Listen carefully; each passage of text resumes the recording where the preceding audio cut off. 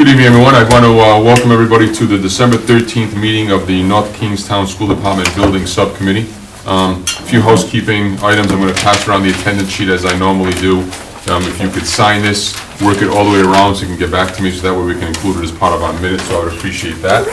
And then the second item is there is a sheet up there for public comment. If anybody would like to give some public comment tonight, I would ask that you sign that. That would be appreciated. Because we do have a busy agenda, and as always, if it's up to us, we'd like to contain the comments to the committee itself. And so I'll go up there. I'm not sure if anybody signed it at all, but I'll take a look. And that's good. I'm glad. It's worth the walk.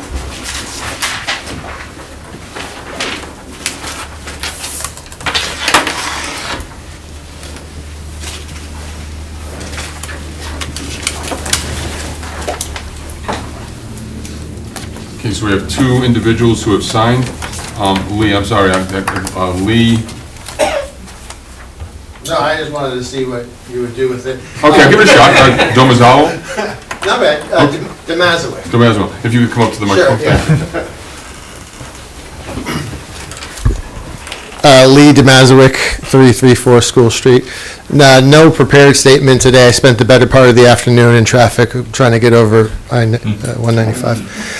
I've already spoken a couple times before, so I'm not going to bore anybody with the statements. Everything that I said at the town committee, town council, and school committee still applies. Just a couple things I wanted to bring up here. One is from conversations I've had with a lot of folks and from what I've learned trying to educate myself, it seems that a lot of folks think that the bond proposition came down to one or two really decisive points of conflict where people chose to vote one way or another way. It doesn't really seem to me to be that way. It seems more complex than that. Additionally, and even in the conversation just now, the onus for citizens to become involved. We need to find out what's going on. We need to seek out information. I accidentally found out about this like a week before the vote. And I think there's a lot of great folks in our community, smart, professional people who can contribute in a meaningful way to this process, who do not know what's going on, and you don't know them and what they can offer. So my request for you all to consider the following. One is, there may have been things you considered the first go-around that you ruled out that I would encourage you to bring back on the table. Full site assessments, outside third party, what we can do with the Wickford location, whether we go 2 schools, whether we ask for more money and do 2 schools. Things like that. Really think out of the box. And the second is to actively engage our community and seek out the folks who don't know what's going on but could help and allow us to help. I don't know where I'm at in 3 minutes, so You've had as much time there you go. Okay, Lee. Thank you. Thanks for your time. Thank you. Pam Pinero?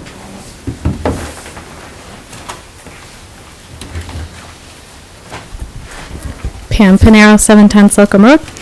I'd like to see discussion about alternative options to the one consolidated middle school. I have 2 middle schoolers and feel they benefit from the 2 middle schools at this difficult age in their growth and their development. I also feel that if we go to 1 middle school, there would be no change from going from 1 middle school to 1 high school.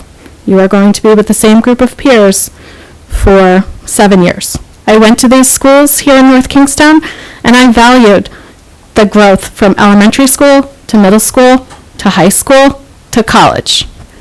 Your peer groups grew. You got to, if you were kind of tired of the kids in middle school, you had a whole new group to meet and get to know when you went to high school. And I really fear losing that. It is harder and harder to be a kid than it ever was. Social media pressures, etc., at 6th through 8th grade. I personally would like to see discussion about 2 middle schools.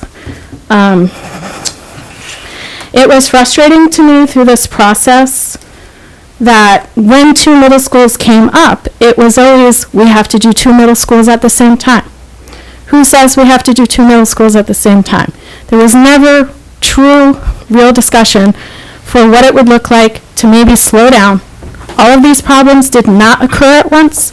We are not going to fix the whole district, in my opinion, with one bond. There are just too many problems to fix. There's not enough discussion about the elementary schools. What is the future of the elementary schools? It is connected. We need a long-term vision of the whole district. Is there consolidation opportunities at the elementary school?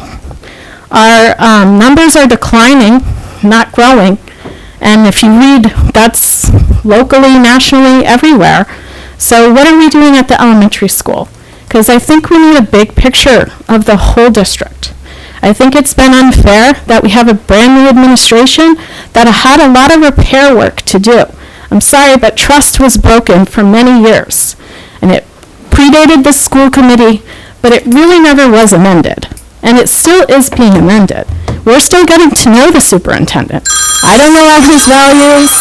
I don't know how it's going to impact my kids. What I know is my kids have had a lot of turmoil in their education here at North Kingstown. I believe in public education. I do not want to send my kids to private school, but it certainly has crossed my mind. And I know it has with other people too. And I'm also very frustrated that the last time this committee met, they deferred to the school committee, who deferred right back to this committee. Could you please get it together, get some leadership, and just discuss lots of options? I think if people could see a better understanding of why it is that you went with the one consolidated middle school, then hey, maybe even I would change my mind. But that, in my opinion, never happened. And I was engaged, and I did participate throughout this process. Thank you. Thank you. Any other members of the public who would like to speak? Yes, please. If you could just state your name and address when you come up, being that you're on the list. Thank you. My name is Dick Kinnis. I live at 45 Yellowstone Drive. Just a couple things. I've watched a lot of meetings lately, and I think the school committee and the town council have a really great, they do live streaming. The videos are posted quickly. The minutes are out there. I'd like to see, and this isn't a dig on anybody, this is just the building subcommittee website and information is much more scattered. There's a couple places on the school department website where it's at the bottom of the project page. There's some of it that looks like that kind of got switched to where if you hover over the school committee, you can see the building committee, but if you click on the school committee and go to committees, it's not there. So that gets a little confusing. I know how to navigate it right now, but even on that, like this meeting isn't posted on the website. You have to go to the Department of State's website to find the agenda for this. Just if we could organize it a little better, it'll help some of that. I know there's been some from, both sides of the table that people aren't going out there and finding the information that's available, and then on the other side, people are saying the information's not available. I think this could bring some of that to the middle, especially, I came to the last meeting, but then I went home and I wanted to kind of rewind some of that stuff, and I know you don't post the videos for a couple of days, and, I think with as much the dollar amounts we're talking about at this table, I think, if it's a matter of getting someone in here to facilitate the IT support, I think that's a wise investment to keep people informed. So I just personally would like to see a little bit, more organization on that, and so we can get the information a little better, that's all. The other thing, I don't know anything about anyone on this committee, and I haven't been able to find anything. I think it would be great if we just got to know the committee. I don't know if you have all built skyscrapers or if you've never touched a nail in your life. And, due to what this committee is tasked with, I think it'd just be nice if we had some background, because I personally can't find anything on anybody. And I think that'd be helpful for people to know that the folks making the decisions in this room, what the background is and the experience level. I think that'd be a great thing. And just to go to the bond and the school thing, what I heard and feel a lot is that as loud as we talk about a new school, I think people are concerned with maintenance of what we have. That CIP that's been proposed, that's a lot of money, and I believe it was said that was just to get it up to speed. That wasn't enhancements, that was just fixes, basically, and that was a big chunk of money. So I'd personally like to see, some focus on fixing all the schools across the board. As well as if you feel a new school is needed, go along that line too. But I think a lot of people are concerned that on that last bond, that school was going to take up most of the money, and it wasn't gonna be enough to even fix all those basic requirements at the other schools that were identified. So I just think that's important to the people, is to talk about the repairs and the basic renovations that need to be done, because that's also a big number. So, thank you very much for your time, I appreciate it. Thank you. And before we, if I just make a comment in general, and I'm sure if the superintendent would like to as well, as far as the last two speakers, Dick and Pam, so you mentioned about going back and forth with the school committee and building committee, and you mentioned the fact that we're not live and it's taken some time, and I don't disagree with that, by the way. But please know that the reason for that, and again, it could be corrected, this is an advisory committee only. We don't have the authority to do anything. And so with every advisory committee in town, none of them are live streamed. They're all taped and we post it as soon as we can. However, this is a pretty important advisory committee, as the others are also, so we'll see if we can correct that. But I just want to stress that you mentioned going back and forth and who's making the decision. You mentioned the fact that the council's live streamed and we're not. I don't disagree with any of that, but please know, this is an advisory committee. We cannot vote on what to build. We cannot vote on the bond. That's the school committee, that's the council. Our job is to evaluate this information and advise them. They can come back to us, advise again. But I just want to stress that both for the public and for yourself, that that may be a reason for some of the frustration, although it doesn't mean we can't fix the frustration. So, anybody else? Please, I just want to add Please just do. about posting and Sure, please you know, do. how videos get up there, just Yeah, be shared out. Recording of subcommittee meetings started about a year ago, and we recorded them on an iPad, and the next day, in most cases, unless the person who has control of the YouTube account is out for a reason, our videos are posted the next day, the majority of the time. There's a process to get it. It has to go from there into a computer. YouTube/Google has to render it, and that can sometimes take 4 to 5 hours just for the rendering. But we do strive to have everything posted the next day for all subcommittees, not just this one.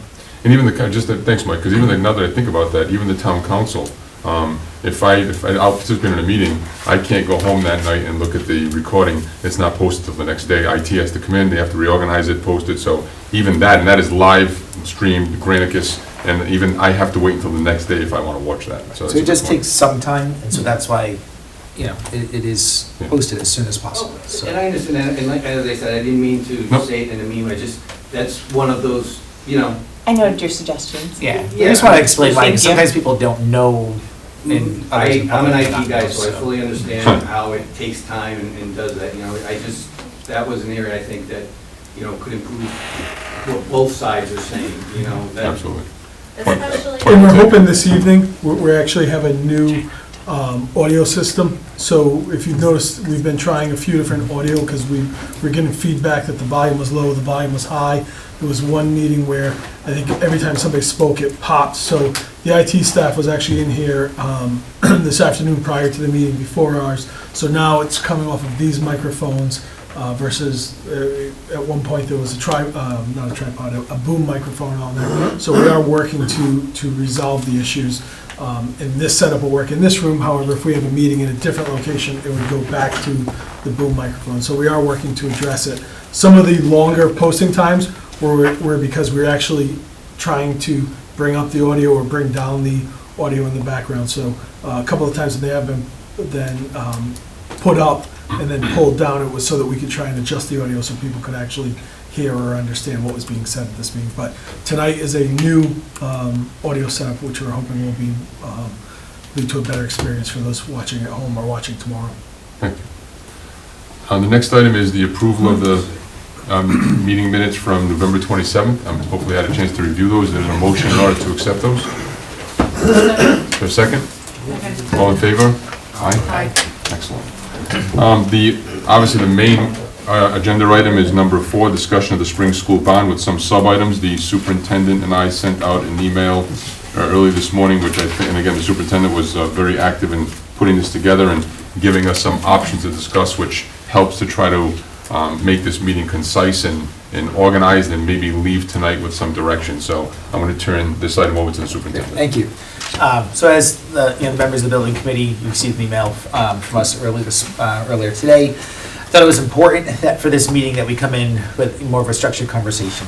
Past conversations of especially the last meeting, options moving forward. It was a little more kind of loose looking for ideas from the committee, but we need to come up with, where we're gonna go, right? We need to, my goal is for us to leave today with some feedback from the committee as far as the options. There were 3 options in that email, which I shared based on information that we've been working on with this building committee, right? And what we need to bring from here is a recommendation that we can share with the school committee. The school committee is meeting on Monday night. So in your email, there were 3 options for you to think about. I also put in there that if there's something else you want to share, to please bring that up tonight so we can discuss that as well. Option 1 would be to continue with the current plan of one consolidated 6 through 8 middle school, and we would work with Perkins Eastman to bring down that cost. We really want to work on the cost of that current plan that we do have, and include funding to provide renovations to the elementary schools and to the high school. Option 2 would be to look at a 2 middle school model with the construction of a new middle school at the site of Wickford Middle School, provide some renovations to Davisville Middle School and renovations to the elementary schools and the high school. And then option 3 would be to wait on a plan for the middle schools until we can get more involvement from the community on school models, and only complete major renovations with educational enhancements to the elementary schools and the high school. And we would create a plan for the middle schools 3 to 5 years out from where we are now. There may be other options that others want to discuss, but if we can have the conversation around those 3 and get the professional opinions of this committee to be able to move something forward. So let's start with option 1 and just feedback and from the committee regarding option 1, which is the plan that we have. We have the renderings of a consolidated middle school, which would be grades 6 through 8 for the district. We know and we've heard, regarding cost and all, how can we bring that down? And so it'd be a conversation we'd have at Perkins Eastman to look at the size of the building, look what's in the building, and how we bring that cost down of the cost of the middle school, and that way other funding can go towards renovations of other buildings in the district. So question, I guess, Yes. how this relates to potential bond. Does this recommendation affect what sort of bond request there will be? It or would, yes, so it would, because if we're changing what the project will be, it would change the question for the bond. That's why we are under this timeline of having it go to school committee to town council, so then in January, town council can bring it to the general assembly if the bond question is going to change. So I assume that's the amount also? It would, yes. Does option 1, when you say new roofs in parentheses, does that mean only new roofs? So depending on how much the bond would be, right? So right now, we're looking at 167 million. We know the current plan for the middle school is estimated at 130. So that remainder would cover roofs for the elementary schools and the high school.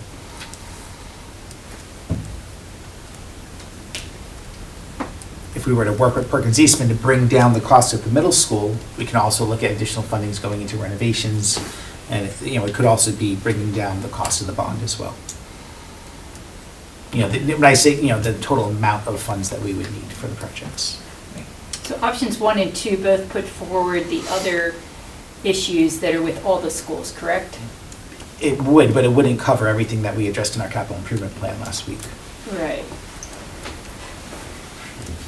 And- I ask because I do think that there are a lot of things that we saw in the capital improvement plan that really can't wait a really long time. And so I think any recommendation, my preference would be that any recommendation that we make, that we not only, that we would include that we would be working on the other capital improvement plans as well. That I think that those are imperative of all of the issues that are going on with the school, that we really can't put them off for a really long time.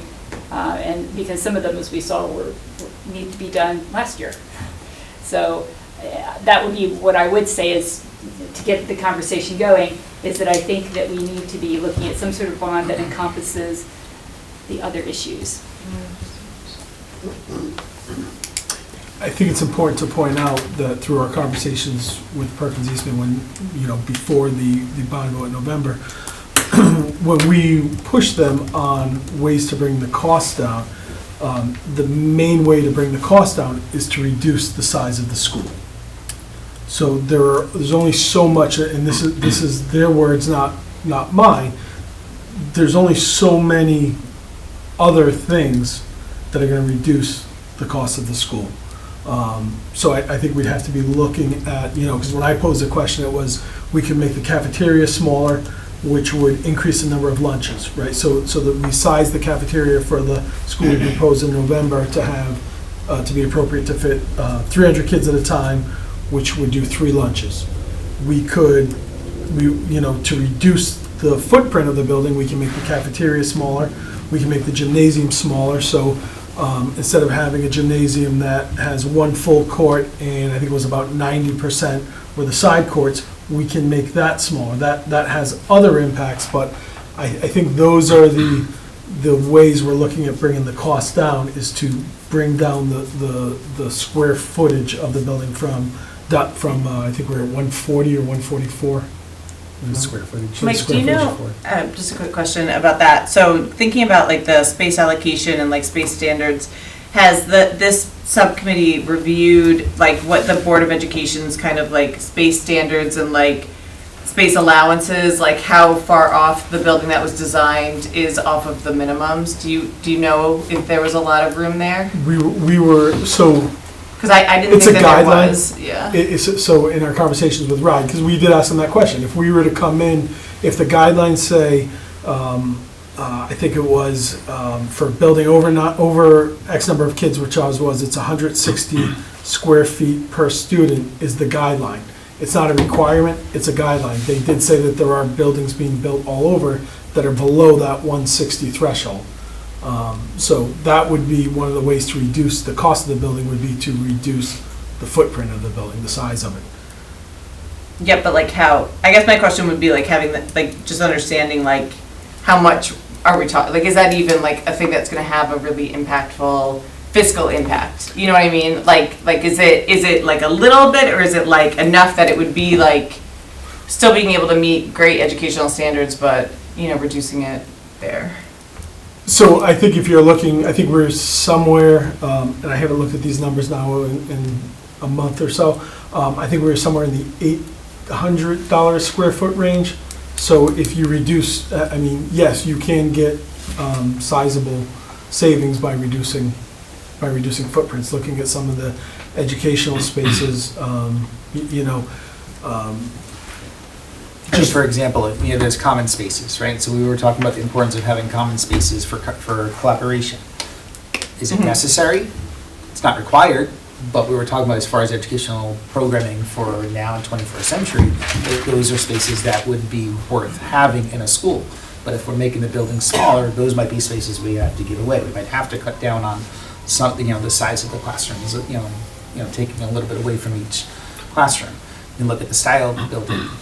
Pull away from that. We don't do so much that is in there for the environment. We really were having a focus of high efficiency. Maybe so those are all the different areas that we would have to look at to see how do you bring that cost down. I think also looking at room utilization, right? So when we looked at a middle school in a teaming model, it was we had a 6th grade floor, a 7th grade floor, an 8th grade floor. Students are in those rooms 4 periods a day. There's other things that happen in those rooms, but it may become a little more high schoolish, where rooms are used, a teacher may teach 4 classes in there, but then they're out of that room, and so you may not necessarily have true teaming floors. You might have more. Classes would have to be shared by teachers. Yep. So, when teachers are off, they're swapping classrooms. So, it might not just be the math classroom for that math teacher. Mm-hmm. It's 2 math teachers based on their schedule, so then you're taking classroom spaces away, which then could be an impact on scheduling and programming. So there's pros and cons as we do this, and we need to really think about that and how it's going to impact what we actually can do for the future of educating our students by taking away. Where do you think the best education model is for our middle schoolers? Do you think it would be 1 school or 2 schools? So I'm gonna be really honest. I could support either one. I think when you look at 1 school, you're consolidating your resources. And by having a one-school model, you're able to bring all of your resources for the district together, and we really could look at the programming, and we can have I think we can have a positive impact on the educational programming that we'd be providing to the students with a one-school model. And you can do more. With a two-school model, you're keeping two schools, within the community. Right now you have one on each end of town. There's pros to that as well. One consolidated school could also save on operating costs, because you're only running one building, and you can look at staffing, administration, so, there would be savings there as well. My sons were in the middle school, it was the year that they redistricted. So I had one son at Wickford Middle School and one son at Davisville Middle School. And I think I was one of the few parents in the district who had that. But I did see a real inequity between the schools, in that my son who went to Davisville, there were lots of helps for him, there was lots of classroom space, the outdoor space was really good. My son who went to Wickford, he got a good education and the teachers were great, but I saw that there were things that he didn't have because of just the space in the school. So I would be for somebody who would like to have equity between our middle schoolers and what they have. And there were pros of having the boys were competitive because, they were all both telling me as to their middle school was better than the other's middle school, but it would have been nice to have more equity between the two schools. And so that would be why I would push that either you do, I'd really push for one middle school, but if, I can't imagine only fixing up one and not fixing up the other. That would be what I wouldn't like. If I can just, so in my position as town manager, not as co-chair of the building committee, and I, like Councilperson Page, am very interested in hearing what the superintendent has to say. I said at the last meeting that I think we need to rely on his expertise, and I'm going to say it again. I would say that of these three options, and I've thought about it for a while, I think as town manager, very concerned about option 3. And what I mean by that is that if we were to float a bond of 50, 80, 90, 100 million, whatever it may be for option 3, which is just fixing the schools that we have to fix, and we know we have to fix them. We know that at some point, 2, 3, 4, 5 years from now, we will be faced with the need for a new middle school. And I'm concerned about the town's financial picture in floating a $80 million bond to fix our elementaries and high school, and then 4 years from now, floating another bond for middle school. So that really concerns me financially. Option 1, I think that we all worked hard on, but there was something about option 1 that the people overwhelmingly said no to. And I would be politically concerned, small p, in putting a bond question out there that pretty much mirrors what just got beat 2-1. And so I'm sure we can educate differently, we can talk differently, we can pare it down, which I'm all in favor of, but I have some hesitancy in putting the same question forward. But I think that I could easily be sold on that if the superintendent felt it was the right way to go. Option 2, I think makes a lot of sense. And what I mean by that is that, so if we're running this like the town of North Kingstown business, I think option 2 provides a new middle school at a site where I think we all agreed is home of a school that needs to be out of our system. It's 100 years, it's almost 100 years old. We need to do something there.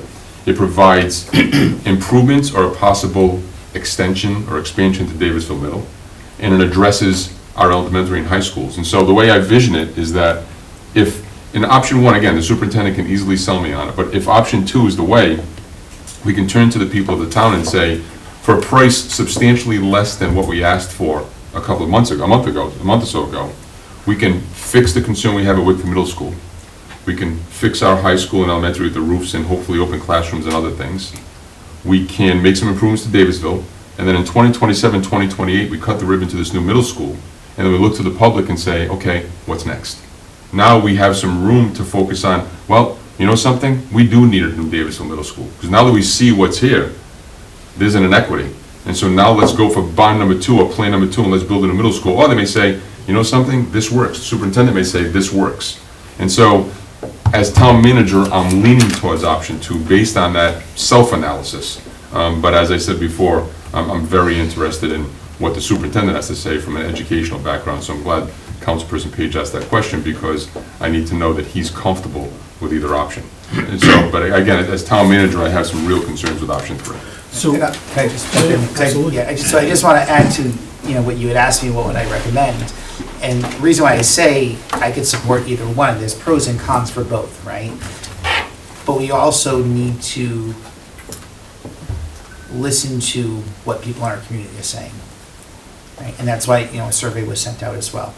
Because we need to know, what do members of our community also agree with and support. And, we need to listen to our educators who are in the schools providing the education to the students, and the people in the community of what they want for their schools. And that's why I'm saying I could support either one, and I'm saying that because I can see pros and cons of both models. But we need to know where we're gonna have that support to move forward with this. Because in proposing a middle school, a model, whatever that may be, it's important that we have the feedback from our stakeholders, and making that, helping to make that decision as a variable for us to consider. And that's a piece that we're waiting for that information to come through. The survey closes, right, tomorrow. Tomorrow's the 14th. The 15th? Yeah. It's tomorrow, right? So it closes tomorrow. So I think that's Friday. Friday. So, that's helpful information as well, to know, what's the feedback? What are others, really looking for in the community? Because these schools are, going to be the schools that, the community is sending their children to.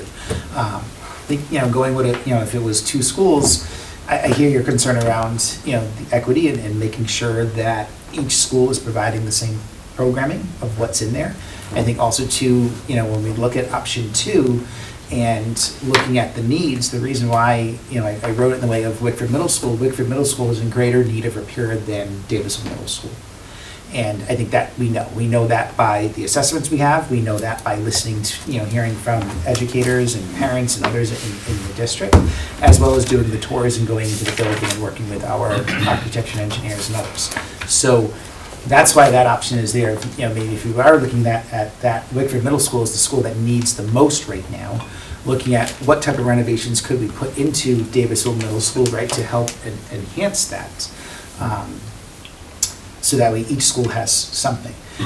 The other thing we consider is the FCI scores of those buildings. We know that a building with FCI score of 65 or greater is recommended for replacement and not just repairing it. And we went out, we asked for more information from the state regarding that.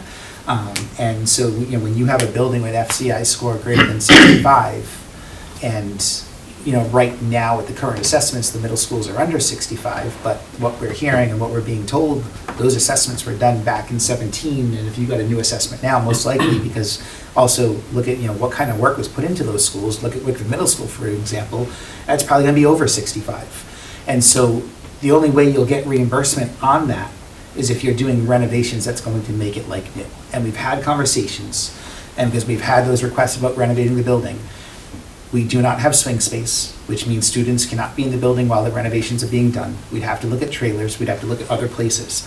And now you're gonna do work on a building that you can only get reimbursed on if you're gonna make it like new. So now, how much of work needs to go into Wickford Middle School to make it like new in order to be able to get reimbursements on that? So that's something that we need to, think about. And also too, with that option, we want to put everything out there to consider. We still need an environmental study done on the land. We don't know if that land can be used or not. And we've been told that it was a dump years ago. It could be contaminated. We're not supposed, you're not allowed to build on contaminated land without doing additional work to that land of changing out the soil and what's there.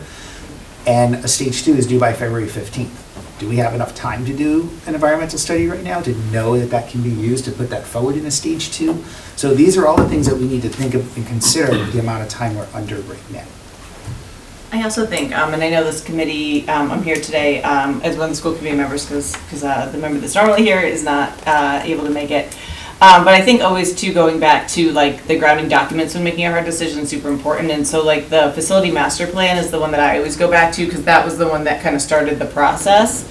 And I think if I remember correctly, you all selected from three options, right? There was like option A, which was status quo, and then B and C, which had the two different consolidated middle schools. And so I always think about like that process and like how the like experts that created that plan for the district like made those determinations about how to get there. I think, you know, for the, and like obviously the bond and that sort of piece is a little bit different than what's best for the facilities in the district. And so when thinking about like what is the best choice, both long-term and short-term, from like an operational standpoint and from also like space and like Kim was saying about like equity and also like impact to students and staff, like obviously you all made a decision about a facility in a certain way. And so I think, you know, trying to make sure that I think make data informed decisions is really important, and like what is going to make most sense for moving forward. And like the bond, unfortunately, and it's not a bad thing, but like we didn't actually even know if the town would have voted for this plan, right? Because it was combined. And so like that is a question mark, and we're trying to get some information from them. But I think for this committee, what would really be beneficial is like from a facility master plan standpoint, priority standpoint, operational long-term standpoint, like using your expertise to give us some guidance on if you changed your mind about one school versus two. Like that's what I think is the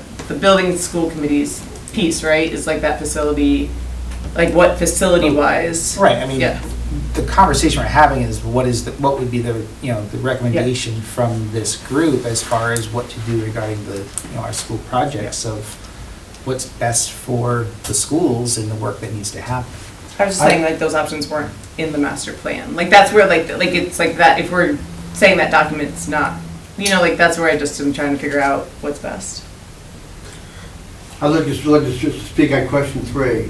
From a standpoint, about a little historical procedure, the high school was opened on 2001, September 2001.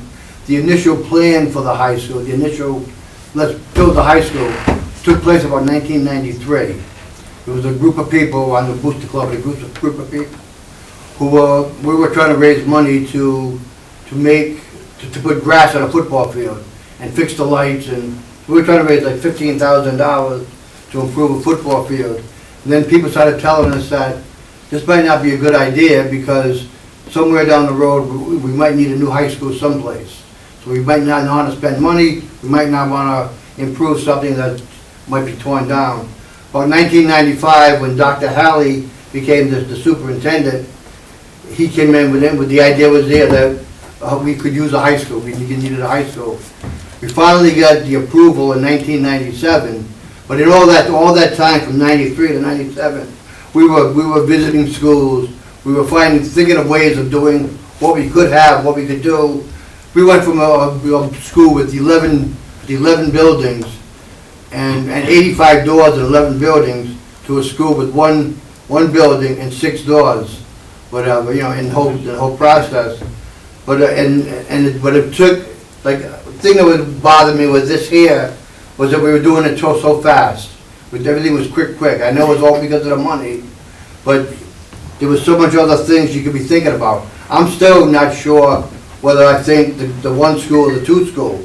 For a while there, I thought one school was the perfect thing, but knowing the kids from Wickford and Davisville, the competition, the rivalry, I would just hate to see that disappear. I would hate to see that disappear, whatever. But with the process in doing the high school, and to do it, I took our time in doing it, and you know, with the exception of at the very end when they cut out the air conditioning. But other than that, it was you know, it was a whole. It was at least an 8-year project. And, you know, some of us there from day one to go through all the steps of getting that school built, getting it, you know, placed where it was, and being able to put it on the same location that it was, and tear it down in the summer before, and open it up on September 12th, 2001. But I think somewhere along the way, we don't need to rush anything. I like the idea of taking our time and thinking about places. So, you know, I would love to find another place to put a middle school. But the problem in town, there aren't any places. There aren't any open lands where you need to have 20 acres of land. And I look at places like Shotton Farms and I say, can we sell, buy land from Exeter? And just kinda, that would be a perfect spot, whatever, wide open fields, you know, but it's just hard to find a 20-acre spot without causing, you know, having to build a knockdown thing. But I kind of favor 3 myself. So I'd like to take a minute to talk about kind of why I've landed with option 3 right now. Option 1, you know, I think we heard a lot of feedback about there being one school and the vote being out there. It wasn't a close vote. It was like that vote spoke to me. Option 2, I have concerns from my days sitting at Wickford Middle School, where I heard stories about what could be in that field behind me. I'm very concerned if we move forward with a school, with planning a school at Wickford Middle School, that we already know the Phase 1 ESA is gonna trip to a Phase 2 ESA. Because I think what I heard Par say loud and clear is, when you have a septic system on site, you need to go to a Phase 2 ESA. So we're not gonna have the results of that before February 15th submission deadline. Remember, though, just for note, though, this committee asked for a study to be done at Wickford Middle.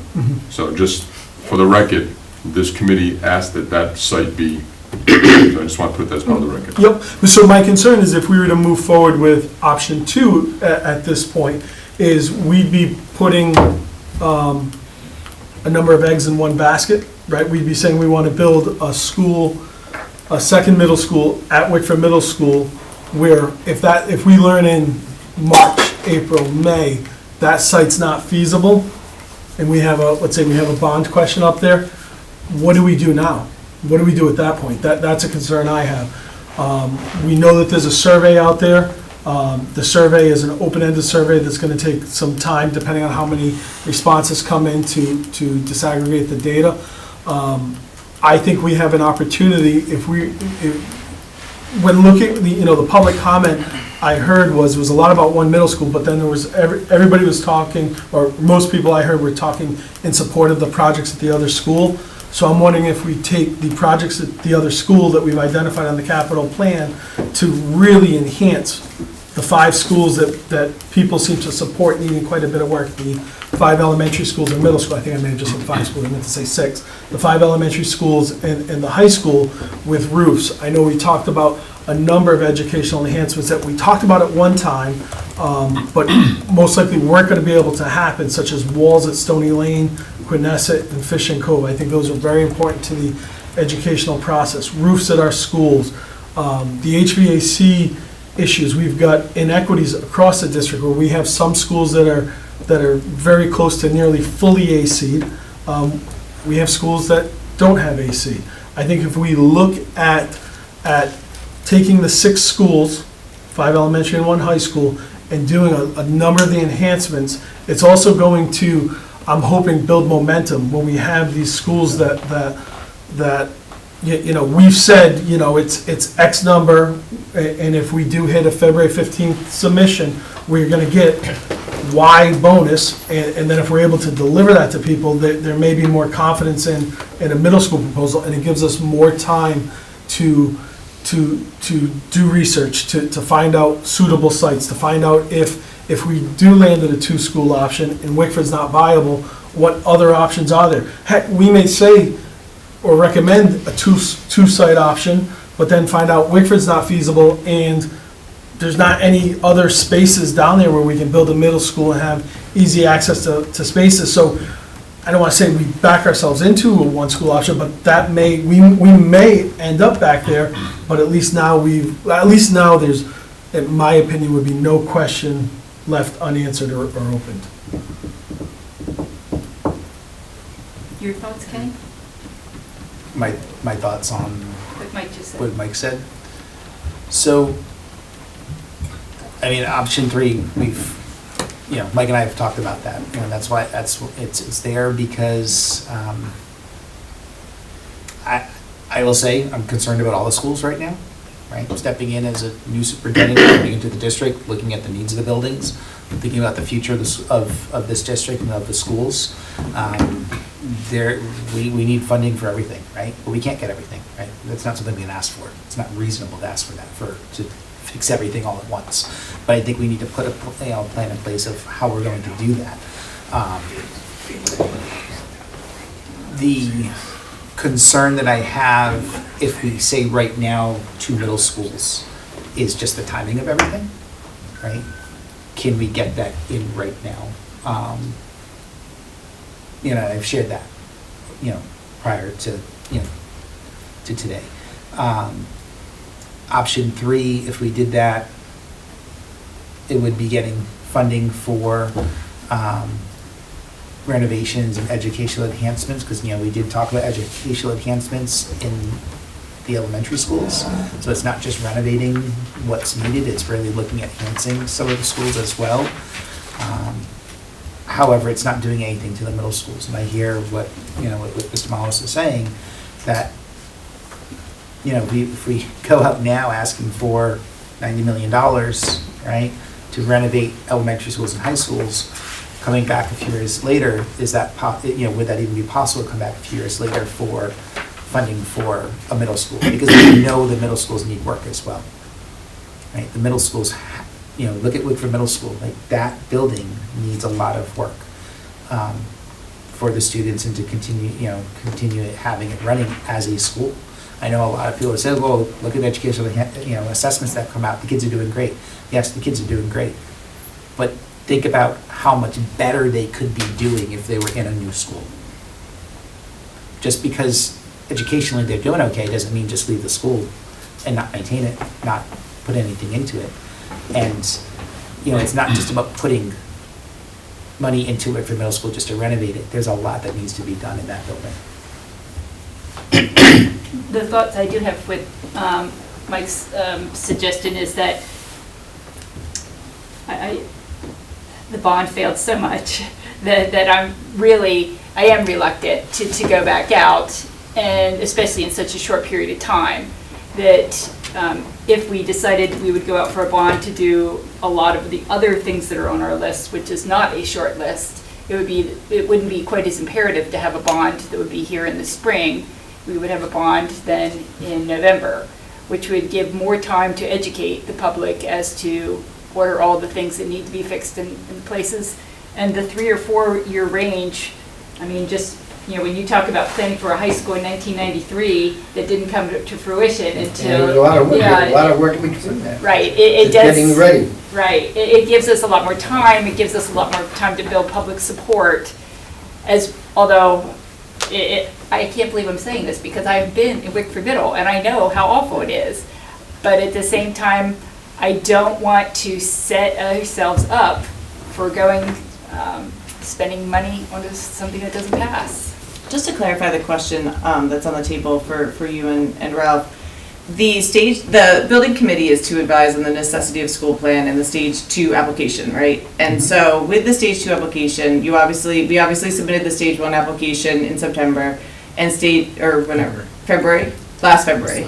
Yeah, that's right, we already had it. And then we need to submit the stage 2 part of that by this February.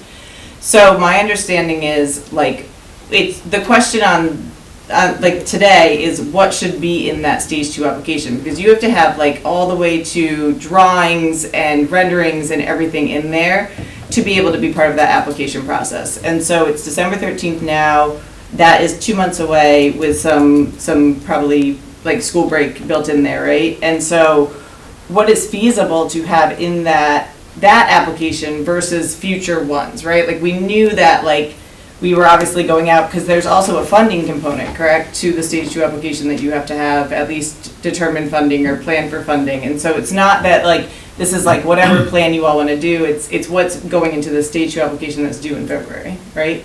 Just to clarify. Right, I think, yes, you are correct on that. But I also want to just add, it is about the facility projects that we're doing that's going to be submitted in stage 2, but it also has a direct impact on the long-term plan, of course. Planning, but also a bond for May, right? Because that's where the funding's coming from. And if I can We jump... need funds from the Is that bond the only option? to do Could you any of submit... these projects. If I could jump in real quick. There's no other options? What do you Like, Well, I'm saying to what you- funding wise, to do any of these projects, we need bond funds to do any of these Yeah. projects. If I can jump in real quick. So part of the purpose for hitting the February 15th Stage 2 submission is because there are still bonuses available. So if we were to look at an option 3, I think we could, and I'm going to throw another wrench in here in just a second, unfortunately. We could still get up to 50% reimbursement for other projects, because we're gonna have security, we're gonna have health and safety. We can still hit a number of those bonuses, because right now, the deadline is June 30th. So part of the reason why, if we do a Stage 2 in February with a May bond vote, that sets us up to be set to move, to hit the June 30th deadline. Mike, am I correct in that and I know there's a long shot and timing is not working to our benefit, but if we're able, and I've been working this for the last month, and I'm sure others of you have as well, and I feel better about it now than I did a month ago, but there's still a long way to go. If the General Assembly were to extend the deadline to December 31st, February 15th is no longer our deadline for Stage 2, is that correct? I have not heard that definitively. I've heard, in one instance, depending on how the approval Yeah. moves in June, it might have to be right, so one of the versions I've heard floated has to be, instead of using the word commenced by June 30th, it's approved. But I'm saying if they change the legislation to just change the June 30th date to December 31st, does that change our deadline for Stage 2? I would have to confirm with Ryan, but we would probably have to do a Stage 1 in February and a Stage 2 in September. Right, so it does if they change move that date for Stage 2. If they move the date. If Correct. they do the verbiage change, That's different. that would be different. But So- if they change the date, we do, and again, I know time's not working on in our favor, but if they change the date, February 15th is no longer a deadline for Stage 2. Correct. Yes. Well, we don't know that, and, If they just change the date, correct, if they just change the date then the February 15th is no longer a deadline for Stage 2. for Stage 2. That's right. You have to think about though when the General Assembly is gonna come back and when No, I that know. would happen. 'Cause I'm it saying could time's not likely- working in our favor, but the bottom line is that is a factual Well, let statement. me, it is a factual statement, but, February, like when that is due and the amount of work that has to be done to get to that point, to have renderings of everything, to have all of that, we need to start now. So like, it's not, like, we can like think about the fact that that might be a possibility and that would be good, but like, I think you have to plan with the reality of what we're living in We right can't now. wait to know Yeah. that.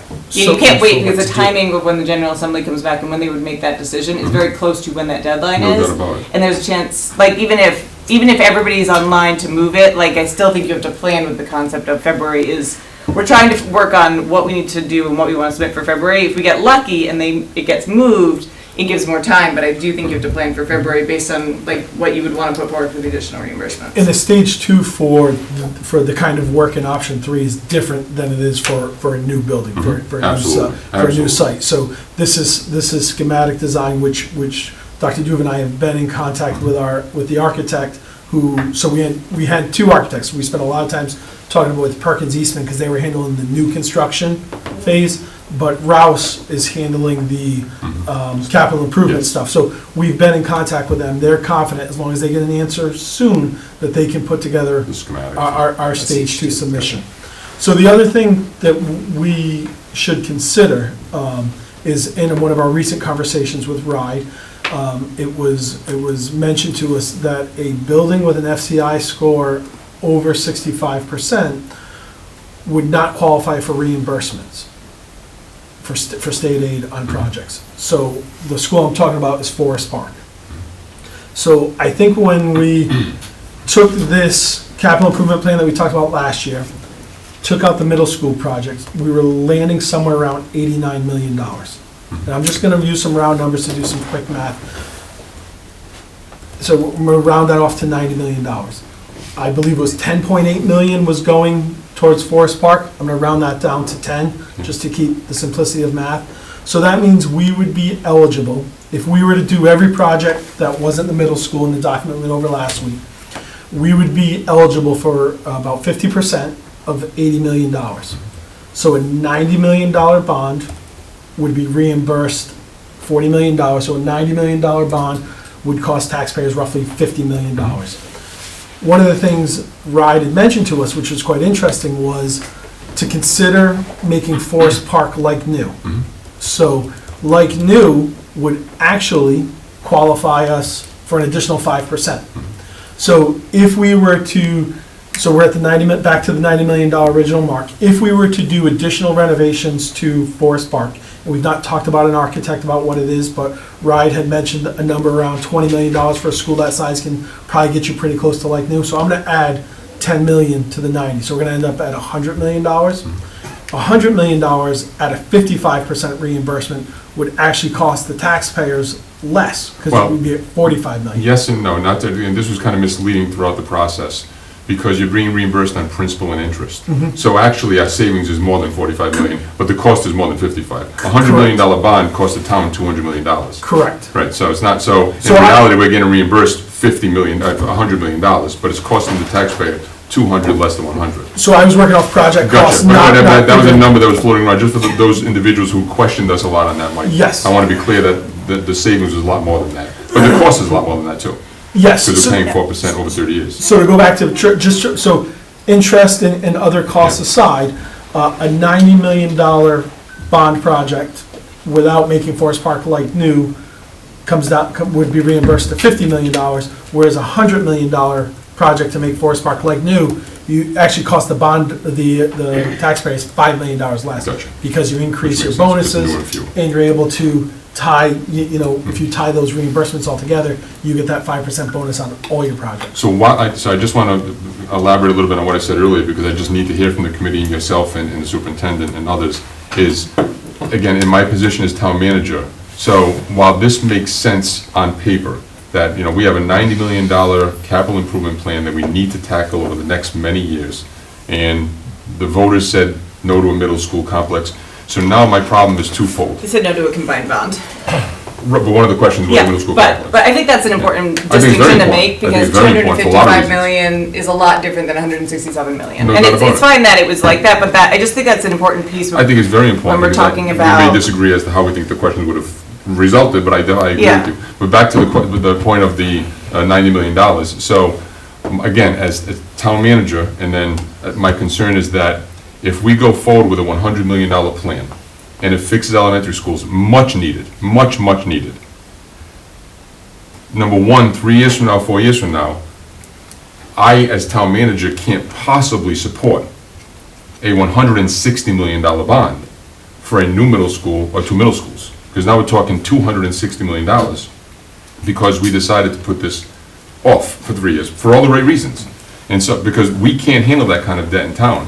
And then the second issue is, perception-wise, how do I and we go to the general public and say, after telling them how bad we need new middle schools, that now we're putting together the bond question, or our middle schools are all set now? I have trouble with that. I don't think it's, I think the message, and I'm not a fan of option 3 by any means. I think we need middle schools desperately. I think the message is, the middle schools are so bad that we're not putting any money into them. Like that, it's not that, like if you did the option 3 where it's the bond for the other facilities, it's basically saying like, we're not putting more money into these facilities because it's not worth it, because But we're gonna need new ones. you most certainly will. But like that one is a plan that like this town will also have to bond again. right. Like, and I think, I That's what I'm agree with saying. you, Ralph, that like this town, I've lived here for 40 years, right? For 39, I moved here when I was 2, and so I'm not quite a townie, but we are not known for supporting large school, like the last school we built was over 20 years ago, right? And so thinking about what the town will support and what it will do, I think is really important. And so like, I think not forgetting about the immense need of the middle schools, and also like, when you start renovating spaces, correct me if I'm wrong on this, Mike, like, you have to come up to compliance. And I think one of my biggest concerns as a person and an educator, and obviously in the school committee, is like that building is very difficult for students that have any mobility issues, lots of different things. Wickford, excuse me, yeah. And so, like, I think it's trying to figure out, this committee, like, what is best for students, and also what will be operationally long-term, what's best for the town, et cetera. And then also, the third piece of that is what will pass, right? And so, I think, there's a lot of competing challenges, but I do think if we're bonding, like, I think that will be, likely, history would show that that would be it for a while. I have a clarifying question, if that's all right. The piece about option 3 and the worry, I guess, or concern that moving forward with option 3 would put us in a difficult position moving forward financially to pursue future middle school project. Yes. How would that be different than if we went with option 2 and then left certain things that needed to be addressed later after pursuing option 2, such as like the renovations we're seeing at the elementary school and the renovations to Davisville Middle School? Is there a difference there? I think that's a very good point. And honestly, no, there probably isn't much of a difference in my perspective. I mean, you may feel differently. I think that's an excellent point. In that if I'm going to make an argument that if we go for a $90 million bond now, how do we go to the public for 160 3 years from now? I think your counter argument is that, well, that makes sense, but then how do we go for 120 now, still knowing they're going to need 80 3 years from now? That's a very, very good point. I guess the difference is that 3 years from now, we have a new middle school to show for it. And I would hope that the number, depending on what we need to do for elementary schools, hopefully we can tackle those outside of a bond, but I think that's an excellent point. So I agree, and if I may, I think that's it's difficult because there's no question that anybody has here that we need a new Whitford Middle School. There's no question by any stretch of the imagination at all. I also look though at the things that we value as a community in terms of making sure that we are providing for everybody and providing for the supports that all of our students need at all grade levels and things like that. And that's what I would wonder about as far as looking at the renovations to the elementary school, which are really extensive and really needed, and making sure that we're not just forgetting about that. You know what I mean? That's not something that we're just like kind of wishing away for a later time, but not necessarily committing to. So is there no possibility that you could put forward a certain amount of projects in the stage 2 application to receive like the higher reimbursement rate and not bond out for it, right? Like utilize money that we have put aside for buildings on both the town and the school side, and then work on a different plan for, is there, So with the you don't have to bond for stage 2, you just have to have funding. You have to show proof of funding. Yeah. So I don't know, fund balances of either, but what we know from this document is the roofs are $30 million. Mm-hmm. Just the roofs are $30 million, and I don't think we can say we're gonna use our capital reserve and the town's capital reserve to hit that 30, we don't have. And they all have to be done this year. They have to be done Over within the next 5 years. within 5 years. Yeah, but we're talking about, And we put together a minimal plan, and that minimal plan is based on what we know we historically have received from the town to, for capital Facility. improvements, plus what we have in our fund balance. That minimal plan that we reviewed at the last meeting, that's just looking at about $1 million a year. 1 million per year, and in year one, that And- takes care of our a fire alarm project and an exterior block project. And then that's for the next 4 years, doing the high school roof in chunks, in portions. So 1 year would be over the gym, another year would be over the auditorium. So that's at having $1 million a year in capital available, and I'm not sure we historically even have that. Quick question. What's the chances that Davisville is going to score high on the FCI rating? If we're gonna have it reevaluated, it'll be over 65%, I bet. Even after all the renovations we just put into it? Maybe. So it That's could why- be, I mean, the roof was done 10 years ago, it has new windows and new doors, so some of that work has been done. So could it be? I mean, that's a possibility, I mean, You think it's going to score below? I'm not gonna give, I don't know what it's gonna score, I don't Well, have the expertise to tell you You've been that. around the What was the buildings. score? I think we know Districts Whitford and- Middle School based on where Whitford No Middle question School about is, Whitford. right? That's not a question. Yep, not a question. Davisville Middle School, without us completing it, I could not tell you. What was Davisville's score in right now. 2016? It was like 54. I wanna say mid-50s, but I'm checking right now. But going for an FCI score is voluntary, correct? Right, we don't have to, that's something that 53, we would do if Say it we again? want to, because we want to get that information, I think. And what we need to remember is, once we have that information, then we know, okay, if it's over 65%, then that building needs to be replaced. Because in order to get any reimbursements on it, you have to do renovations to make it like new. What was my, Any renovations at all. So even if you put an addition or a wing on the building, If if that number is over 65, you get nothing. you do not get the reimbursement. So even, But as it stands right now, we would, because the score is under 65 and getting a new score is voluntary. But I do think that new scores are coming. Okay, so, I don't think they're coming in the next 6 months, but I know RIDE has recently done an RFP did not know that. to have them evaluated. So then we may have a new evaluation of Davisville Middle sooner than we thought. So I believe the last We don't know evaluation. when they're Yeah. doing it, we know that we have, we started the paperwork so that way we could ask them to do it now. To do one, yeah. Right, so if we submit that form to do now, they will do it now. But if we not- wait for them, we don't know the exact timeline yet, that could be. For the a year, statewide 2 assessment, Right, so I that think may be a Jacobs while. did it in 2016, and the report came out in 2017. So I think it's once the state does their statewide reevaluation, it's a long process. Good. Because they're not gonna say, okay, went to Wickford today, write the report, there's a report. They do everybody and then write a report. If they do it the same way they did it last time. Gotcha. But again, my point is that, to your question, is that my understanding, but they would know best, is that as of right now, any improvements we make to Davisville would get reimbursed because our score is under 65. With the current score it has. Yes.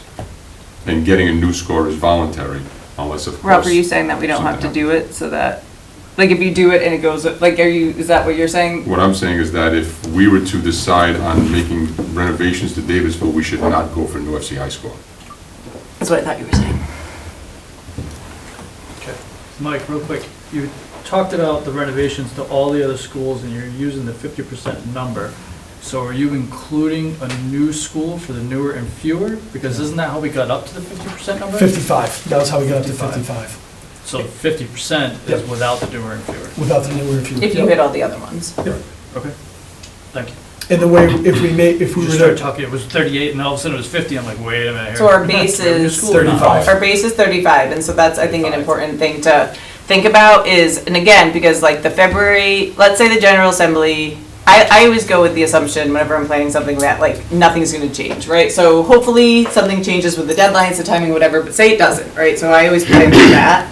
So what we know right now is like for February 15th, we have the base of 35, which is actually 5% higher than when I started on the school committee a year ago. And then there's like certain ones that we'd be able to likely hit just through like the process, yeah, the incentives that would get us significantly higher, but that's only with the work that's submitted in the stage 2 application in February. So, and that work has to be like grand, and so like, for example, option 2 will not get 55%. Like that would not be feasible, right? Option To 2? get- Yeah, Option 2, if To you're. get- if you're to building- draw the middle schools? If you're building a brand new school, yeah. we would.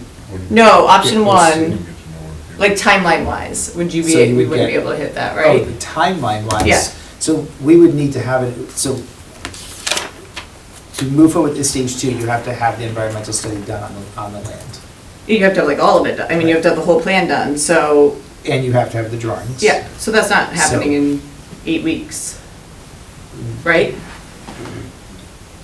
I mean, I Not saw how with- long not the with- process was, Not no, with like, everything, I mean, in order to get the environmental study completed, to have that in there, Yeah. then to adjust the drawings. no, so it's option 2 is a really tight. 35% option, right? Like, that's the reality of where our town is right now. 35%, you mean with 35% reimbursement? Yeah, If like we that did would be, yeah. Because. because now we're not hitting. There's now no we're way you're hitting past that the in February. deadline of when the Yeah. incentive. Can you just elaborate on that a little bit? Because really, only the middle school portion is not going to receive the 55. The other stuff will, right? Right.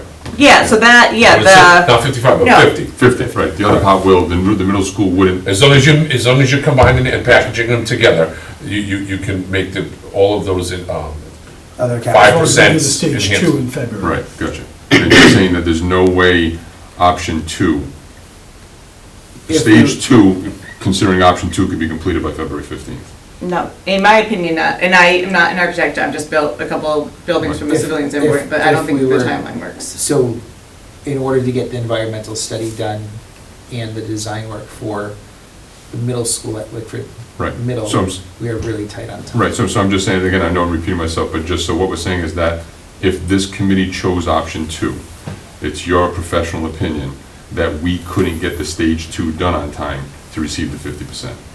Is that your opinion? You could still get the stage 2 application done, but it would not include that project. So the stage 2 application, including that project, is it your opinion that we could not get that done on time by February 15th? I think we'd be really tight. I would be think we'd be concerned, really I would be tight. concerned. I would be very- getting that done. Yeah, that's, And then, that's a conversation, that we could have with Perkins Eastman and Parsons, could you get it all in Yeah. there? But just based on Makes sense. the timelines that we've already went through, I don't think we'd hit that timeline. And I think what we would absolutely have was, even if they were able to get the stage one of the ESA, the stage 1 ESA, phase 1 ESA done, one of two things is gonna happen. It's either gonna say, yes, we need a phase 2 for further study, or there's a chance if they start getting into a record review, the site could possibly be ruled out altogether if they were to find past history of it being something would disqualify it from the safe school site. So quick question, I should know this answer. Did we have a phase 2 done at Davisville? Because we're surrounded by septics over there. So we did not have a phase 2 done at Davisville because it's not required. There was nothing, so it was not required for the stage 2 submission. So a phase 1 ESA is what's required for a stage 2 submission. The phase 1 ESA said we need to have a phase 2 ESA done, but it was not required for stage 2. So, to go back to Wickford, let's say tomorrow PARS is actually, they don't even go to the site, it's a desktop review. Let's say tomorrow PAR conducts a phase 1 ESA at Wickford, and doesn't find anything exclusionary, finds stuff that needs more study. We could submit a stage 2 ride submission, because we had the ESA phase 1 completed. You just have to have the phase 1 completed to submit stage 2. So the phase 1 would be much more easily attainable than phase. Phase 1 is easily obtainable. They go to DEM. They have to talk to if somebody was to email in and say, yeah, no, in 1942 I buried a pickup truck there. They would want to talk to that person to confirm it, and then they would have even more questions. So part of the ESA phase 1 at DMS was talking with some of his maintenance staff who have been in the district, 34 years? 39 years. 39 years, because they were the most knowledgeable person at that site, and they asked them questions about, have you ever seen or aware of hazardous materials being dug underground there? So, I also think too, it's all, and this is so hard for me because I am used to making data-informed decisions, but like the master plan, which I think, like from my understanding, and is a pretty good document, the 285-page document that you all paid the nice people to do before I was on the school committee, like really walks through all the different options and all of the different things and then made those recommendations. Like that was from a standpoint of like buildings, like costs, and then like educational, like benefits, right?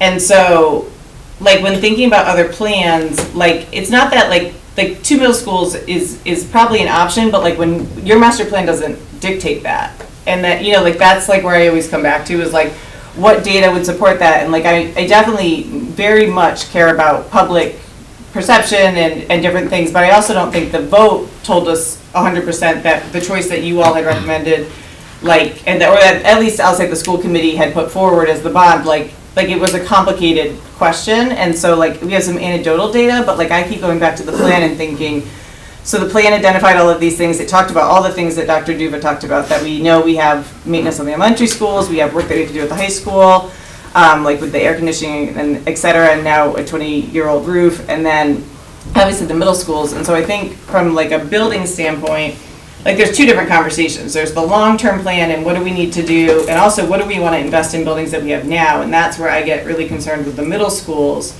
because like, do you want to, like we have to do work to those middle schools if we're going to keep students in them. Like it's not right for the students if you don't.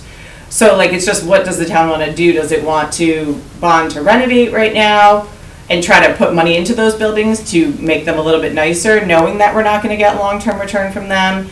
Is it that you want to do some small things and then try to come up with a different plan that likely will be equal to, if not more, than the original plan you put forward? Or is it looking to try to tweak, like the current plan, which was that consolidated school, and with possibly trying to reduce that footprint and that cost, knowing that there's multiple priorities? And so like, you know, your master plan, I think does a nice job, like really detailing the challenges that the district has. And so I think in my mind, like it's really about what do we want to get the max, the 50% on right now? Like what, and having this committee make recommendations to the school committee about like, what do we think that ask should be? Like, should we try to focus on the one middle school for the 50, that would be the 55% because you get newer and fewer plus renovations, or is it the long-term plan of the 2 middle schools and renovations, or just the renovations? You know, like that's what, right? Like that's the.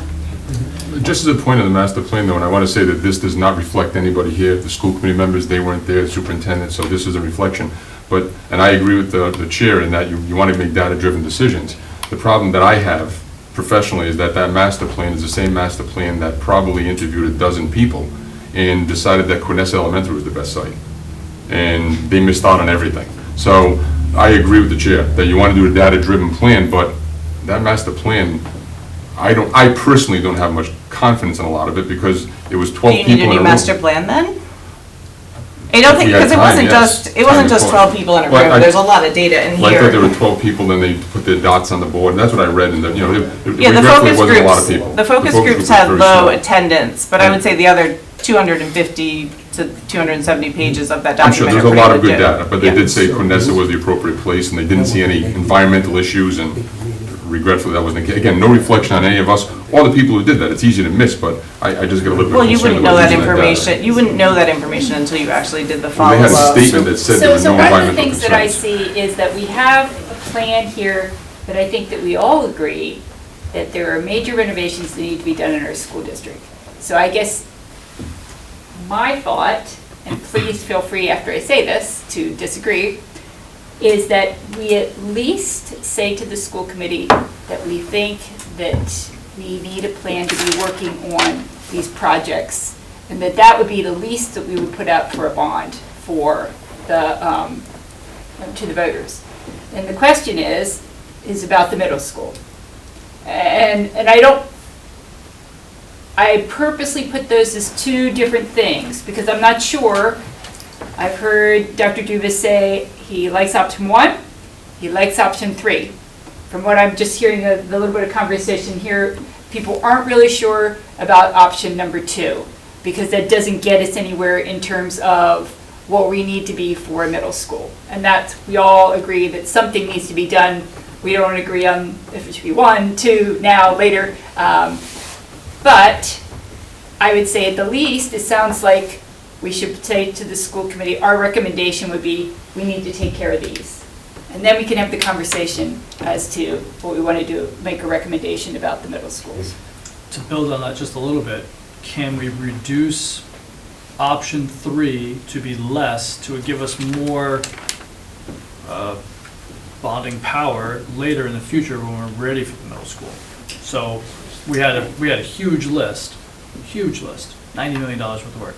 Can we, I'm not gonna say cut it in half, but can we bond less so that it allows us to borrow more later for the well thought out project of the middle school? We can go through that, we can reprioritize, right? So we looked at I where hate to needs put more are work on you, and but reprioritize what that is. I mean, yeah, would it be more work? Yes, but I also think we've talked through this enough and done so much looking at it, we definitely could go back and say, all right, this is what needs to happen now. we're Looking told, at the we're buildings told and we're out of needs, time, and then we're told other- we're out of time for Wickford. Wickford's our biggest problem right Mhm. now. It is. Everybody agrees. Everybody said it multiple times. We're out of time with the land. We're out of time with the assessments. We're out of time with everything that we need to do to be comfortable to put that in Only as part of for the 50%. You can do Wickford, but you won't hit the deadline, right? I don't think we will. I don't No, think but like that that, we're like going it's not that you to- could never do a new We middle could school do at it, Wickford and site, you're just not gonna get 50. 35%. We Yeah. wouldn't, I don't think we'd have, everything in time for it to be a stage 2 for February. It could be part of a stage 1 come September, Yeah. which means you're starting lower, but then we know that we're at 35% because now you lost the ability to get those additional incentives to get it, around 50%. So. Adam, can I ask a clarifying question? Sorry. Maybe. Did you not, you just mentioned that, like, a well-thought-out plan for middle school. Did you not think the plan that you all presented to the school committee was well-thought It out? wasn't just me, it was your voters. The Well- voters put this all together and said, we're not happy with what you have going on right now, and they made a decision. So, Oh, but I meant you. me personally? Yeah. Personally, I would have, are you asking me if the single middle school is a great idea? No, just the plan. Like you just said that it wasn't a well-thought-out plan, so I was just curious. Like, not to put you on the spot, but like, I'm honestly trying to gather information about like Nope. what people think, and so if you I really respect your professional, like, I think you're really good at your job, and so if that plan wasn't well thought out, like, I really am very curious to know that. I think the professionals you had working for you were doing a very good job. You had excellent site people, you had excellent architects. They brought everything to the table that they could. I think that I'm in favor of a two-school system. Yeah. You know, I was part of the rivalry. I grew up here. I think a lot of kids would probably be lost in the shuffle at a younger age rather than having, the competitive edge and being able to participate more in different things. Like academically or sports? You're Both. talking, okay. Both, because, I think by contract you have only so many kids in a classroom anyway. Yeah. Is that correct? So, and I'm not an educator, so I can't tell you what that all takes. But the problem right now we have is Wickford Middle School.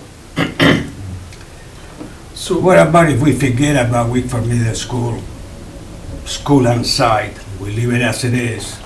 What about if we build Wickford Middle School at the Davis Middle School site with the renovation of the Davisville Middle School?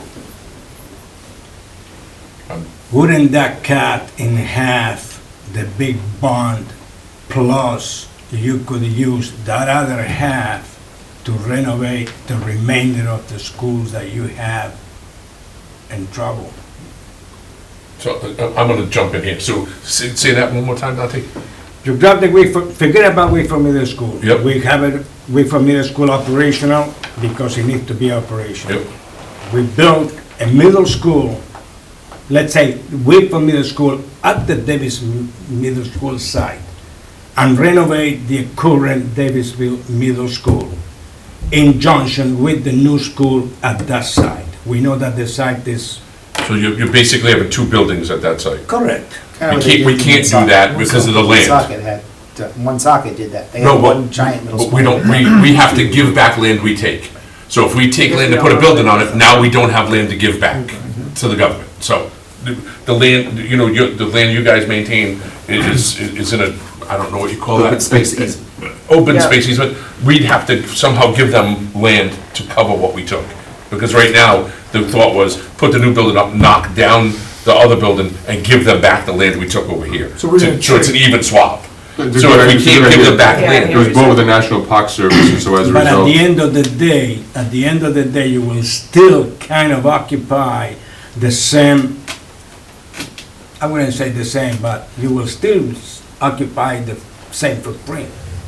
With half middle school and the existing middle school, you will still have kind of the same footprint.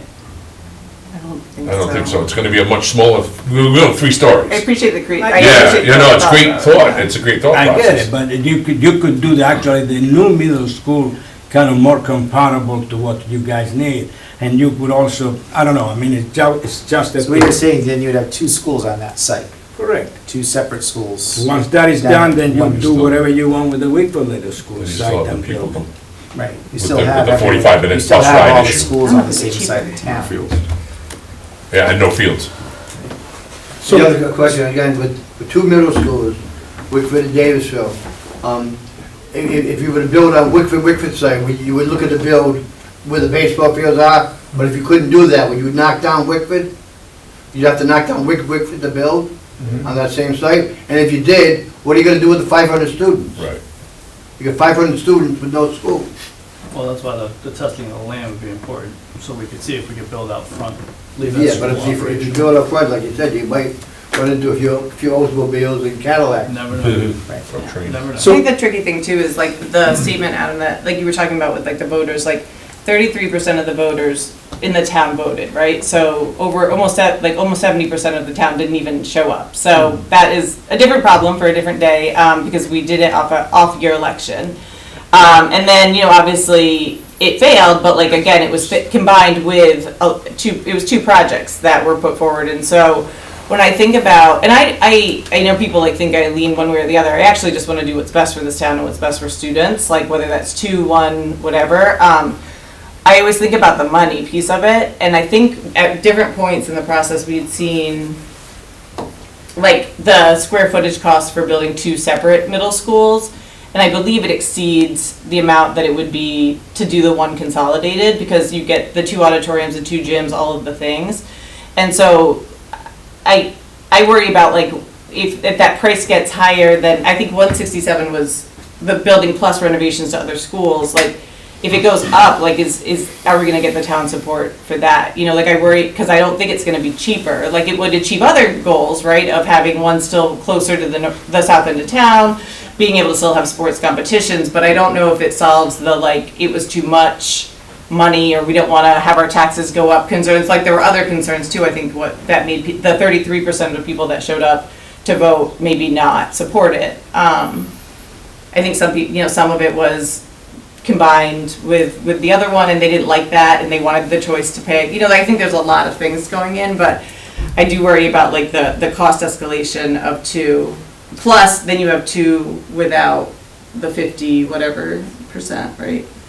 So one thing I would wonder, Adam, in response to your comments about reducing some of the stuff from the capital improvement plan, I would like some guidance from this group as to what are the projects that we put forward that we feel are very important, what are the projects that fall off that list? You know, because I know I've got some that I'll advocate very strongly for. You know, roofs, we really need roofs looked at.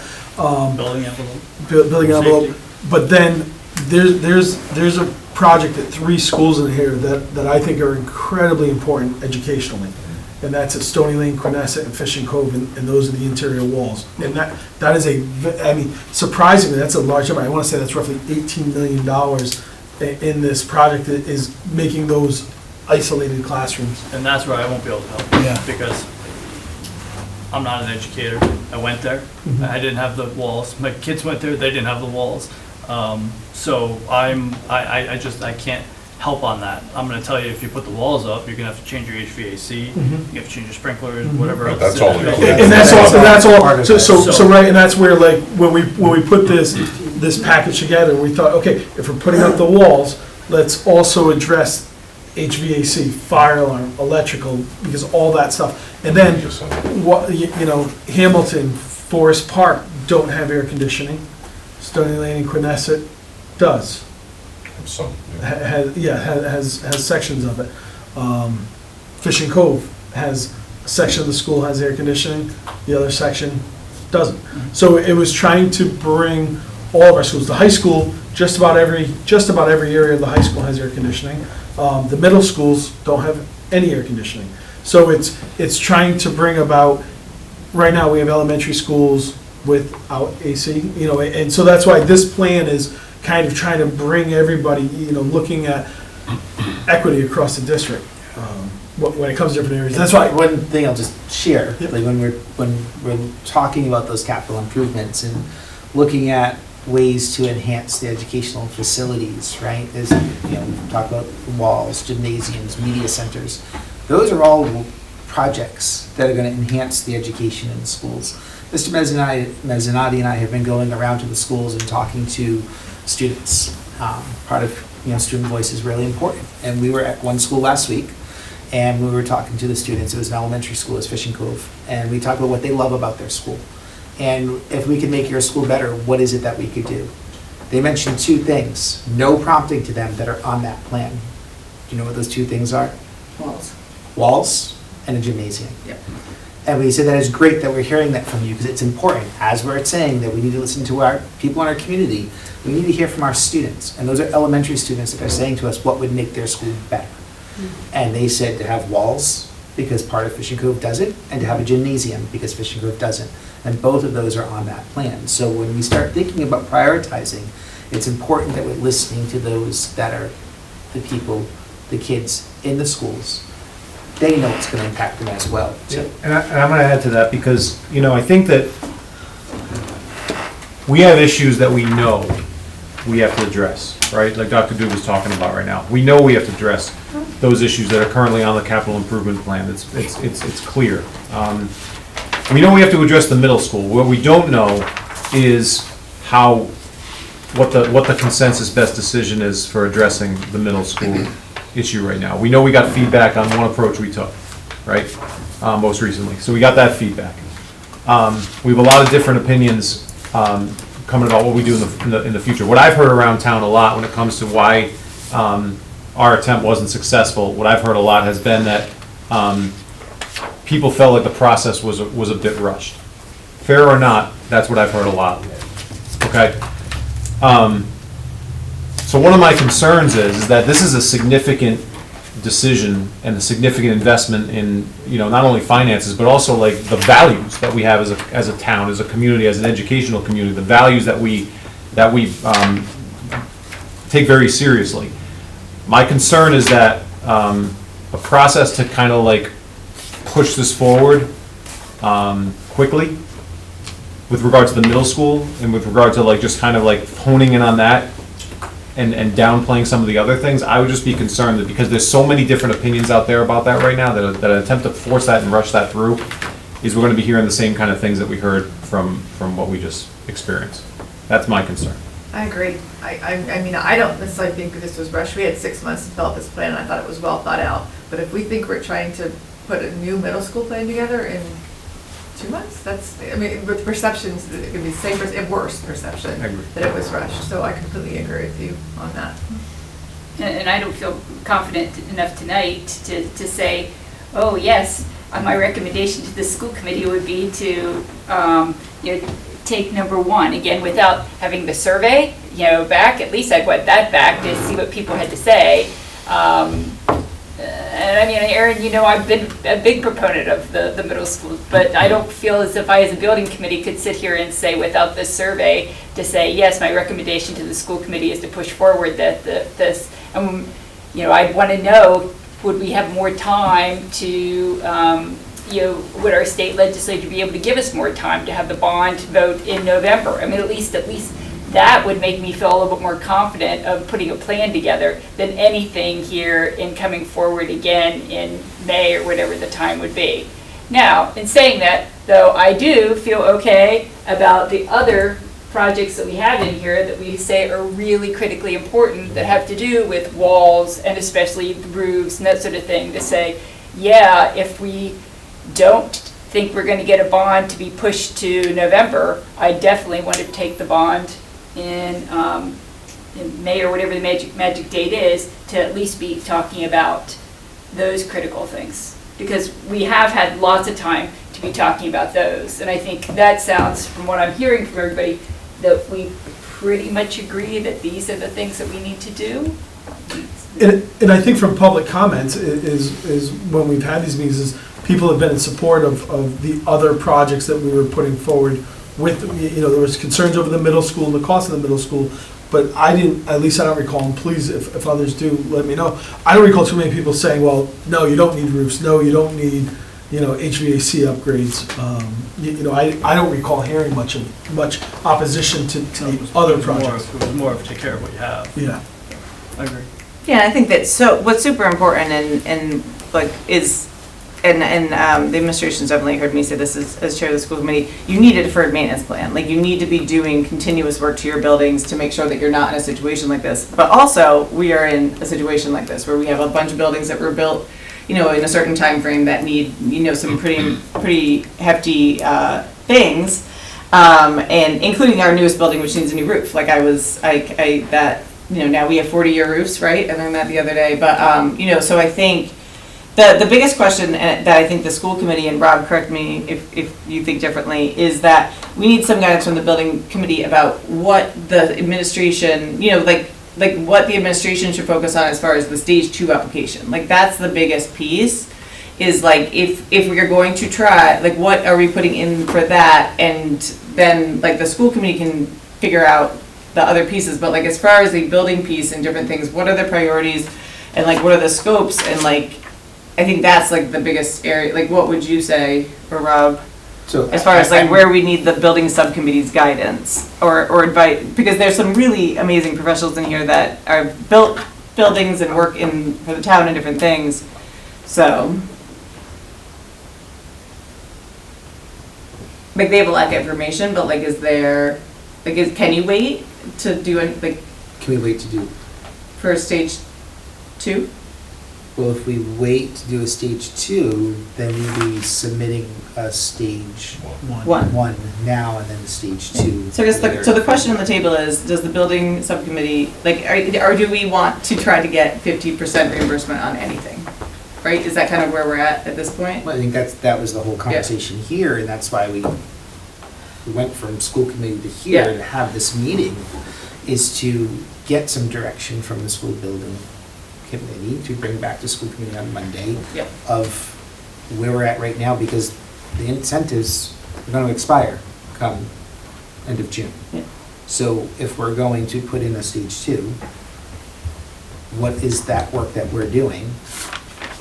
In order, is it going to include middle school or no middle school, or just the capital improvement plan?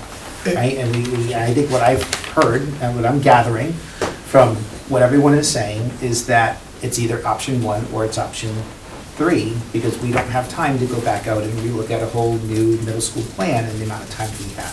So are we going to say that our stage 2 is option 1, which is continue putting the consolidated middle school plan out there, working with Perkins Eastman to bring that cost down so we can include additional renovations across the district, which we would take from the CIP that we put forward? We're saying, no, we're just gonna hold off on middle schools, and we're gonna put together, option 3, which is just the renovations of the elementary schools and the high schools, and come back out later for the middle school. But maybe be mindful of how much work we put into, the renovations, so that it's not $100 million we're asking for, and maybe it's less than, right? I'm hearing less than that, so that way there is the ability to go back up for a bond for middle schools. Just a and other suggestion, things. if that was the direction we were going, because we know we need the middle school. It was how do you be able to go back out in 3 to 5 years for another bond? Maybe not having so much of it hanging over our heads, that's all it was. And so my concern is this list of projects doesn't go away in November. If deadlines don't change, this list of projects just costs the town more money.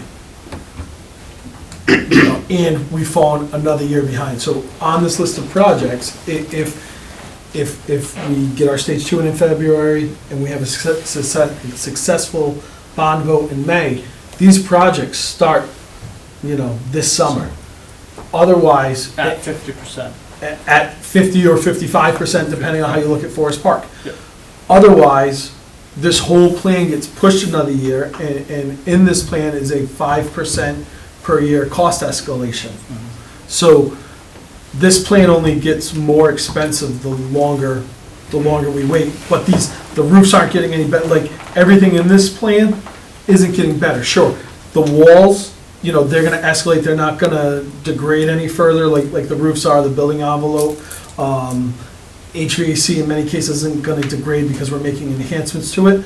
But there are portions of this that are only gonna get worse the longer we wait, and that's why I'm advocating so strongly for us to consider an option 3 with a February 15th submission. Like I said, we've had the conversation with the architects. The architects, once they have the guidance, are prepared to work on this. Similar to that though, Mike, I think it's important, is your point about saying that those issues wouldn't go away if we go the other direction. The middle school issue's not going away if we go in this direction. I think that's important too, right? Because the reality is that whichever path we choose, the public needs to understand, I think, the fact that we made an attempt at the middle school, we made an attempt back in November, and it went the way it did. And I think if we're gonna reshift our focus, if that's the decision that we end up coming to, if we're gonna reshift our focus over to the capital improvement upgrades and using that as part of the stage 2 submission, so on and so forth, that's still not changing the fact that the middle school still is a absolute issue. That isn't just gonna solve itself. Yes, I think that. Right.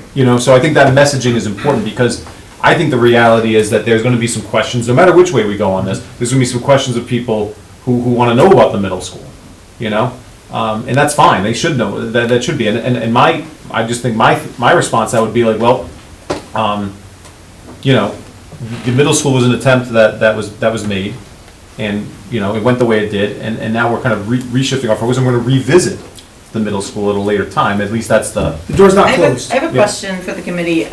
What information would you all have liked to have had that you didn't when you were making the recommendation that you made? Like, when you were talking through the different options that were in the master plan. Like, I heard, maybe, Ralph, I heard you say, that you would have liked in the master plan process to have more community voice at that early stage, right? Mm-hmm. So I heard that, and then, but was there other things that I've heard the updated scores maybe, but is there other information in that process that you all didn't feel like you had that you needed as professionals, to make an accurate decision? I'm just thinking about okay, if we go and try to replan, right? We could get community feedback, and my guess it will be wildly mixed and whatever. But maybe it'll lean one way or the other and will help us have some direction. But then they'll also not have all the information, so they might pick a choice, and then it turns out that choice is a lot more money or a lot whatever, and then that might change their minds, right? So, but what, as far as a planning stuff, would you all need or want to maybe put you in a different direction? What was the date on the master? I was just gonna say, so. 2022. So the data, the completion was 2022, but. June 2022. It started in 2020, so I think a lot of members of this building committee now weren't on the building committee as the facility master plan was. It was done over a number. This is a genuine question. Do you feel like you need a new revised master plan? Do you feel like you need different studies or information? That's what I'm curious about. Is what could we do that maybe would change? Because if we're saying, okay, we're not going to do anything with the middle schools right now, that's fine. But what information would we need to make a different decision than a one consolidated middle school in the location that we have? In the master plan, it looked at all of the spaces that we possibly could do it. It determined Quinnesset was the best. After the studies, we shifted it to Davisville, but it had listed all the places in town. It had talked about, all of the different challenges at the different levels and prioritized the middle schools as a priority. I'm just curious, what might help us make a different decision, from a data standpoint? Perhaps something dedicated to specifically the middle school, because I think that master plan addressed elementary, I think what we found is that was a K-12 facility master plan. It looked at needs across the district, because not only was it a different site, it was also a different age configuration. It was initially. There was two different options. It was initially a 5 to 8, correct. Yep. Correct, it was a 5 to 8, which was initially pursued and then changed to a 6 to 8. So I think if we're able to address the concerns in this document that are also outlined in the facility master plan, then our conversation is pretty laser focused on middle school. Because our elementary schools will know we have 5, will know we've just made significant investments in it. Our high school, we're also continuing to make significant investments in it. And now the question is, what is the middle school model? Is it 1, is it 2? If it's 2, where do they go? I want to ask the committee a question, because now I don't say a lot because I feel weird because I'm the director and I want it all, right? That in my head, no matter which direction we go, it's going to be great, we're going to get things done. But the option 3, and now I've been part of this team with these guys working on this, but option 3, is everybody sitting at this table comfortable with not doing anything to Wickford for the next 5 to 10 years? I'm not. Right, so, and I'm only bringing it up because we need to put $3 to $5 million or something into that building. We need to do the ventilation in the roof, at minimum. We can't have students in a building with no fresh air coming in, other than opening windows. And I get, people have gone to school there for years, I get that. It's still not right. So I think option 3 is great option, but I think we need to look at $3 to $5 million going into Whitford Middle School to do the roof, to do the ventilation at minimum, But if we just to do- make it. But just for, and I know you know this, but if we do that, and then we build a new middle school, we lose all the reimbursements. I get that. Okay. But do you? I know, I agree, I already said I agree with you. You but know, just- yeah, I it's agree, just but just crazy, please like, know, not to take care of but we the should kids know that way. that if we decide to go that route, and we build a new middle school, we lose all future reimbursements on that money. But does option 3 rule out doing anything in Wickford? It does. How does it rule out doing things in Wickford? It said only the elementary schools and high school, Yeah, option 3 would not. nothing at the middle school. Can Any it be renovations at changed middle schools. to say we would do some? We could, but then anything that we do, we can't ask for, we either say we're not gonna ask for reimbursement, right? It's not part of stage 2. You're not gonna ask for reimbursements. If you do put in for the reimbursements, then those reimbursements, you're not gonna get later on. And I do agree, but I just want to note, I want to clarify, when I say no reimbursement, it's not the bonus, it's nothing. Yeah. We go from 55 to 0. Well, and that's the pickle, right? So the school committee's like, looking at a building that is unacceptable for students. Like, I've been I think it truly is unacceptable for students, and I know that the teachers and the students there do their best, but we can do much better. And so then, that's where we, kind of how we got here, right? Is that, we were looking at that, we were thinking about the different options, and I'm not comfortable not doing anything. That would be hard for me to sleep at night, knowing that we're doing nothing to that building. I also worry that we're gonna spend 3, 4, 5 years working through new plans and end up exactly where we were. Because although it was fast in the design stage, that's why I'm genuinely curious, what other information people would want, because if we do all that planning and end up back here, it's just gonna be more expensive, costs are gonna go up, we will have, not had students benefit from it, and then we might end up with, oh gee, actually, we need one consolidated middle school, because that's the best plan, and I haven't, so that's what I'm curious about, what other data might lead us to. I think that the survey could lead us there. I don't know, that's a great question. The survey could lead us there. I think that there could be a very legitimate, overwhelming support that the people of this town are not going to support one, but they only support 2. Could be, the survey may show that, the voters may show that, but that's one thing. I know that's how, I joined Adam, and that's been my concern from day one, but I wanted to support what we all move forward, and I did 101%, but I just think that there is a concern over one middle school in town. And perhaps if we spend time evaluating the site, right? We might end up back at one middle school because we looked at the Wickford site and it's not suitable. We looked at sites down at, on the southern end of town and they're not available. So we might end up naturally, but then nobody can say we didn't try. We have to roll it out. That's The way I have felt about this process and looking at the vote and the way it turned out, and maybe it's just my gut feeling, I feel like we have to do more research into the Wickford site to either rule it out or say, okay, we can do something here, and then have the town make a decision about that. That doesn't answer our question here tonight, unfortunately, or maybe it does, because maybe then at that point, we're not going for any extra reimbursements. We've got to do a longer-term study into this, and then we have to move forward. And just understand that we will only get the 35% reimbursement. But Rob, I think that could answer some questions, right? Because if the recommendation from here is to say, yeah, we need to get more information, we make a phone call tomorrow to say, okay, we want to get this done, how soon can this get done? And we're going to find out that, A, it can get done with... Tuesday. Because the recommendation would go to the school committee. No, I'm saying that we make a call tomorrow, so we know what the timeline is, so that way Tuesday night. Timeline, Monday night. I thought you meant I was like, No. What I'm saying is, if this committee says, you know what, we do need more information, because I believe we do, because we don't know what we can do at Whitford or what we can't do at Whitford, right? And that question's gonna be out there, and everyone's gonna ask, and I can't give the answer as a superintendent, because I don't know, right? So you make a phone call tomorrow and you say, okay, we want to get the environmental study done. How long is that going to take? if the information, if the answer comes back and says, well, we can get it done for you, and yes, you can have it done by stage 2, then we bring that information to school committee as another piece of information, factual information, data that we say, you know what, yeah, it is feasible.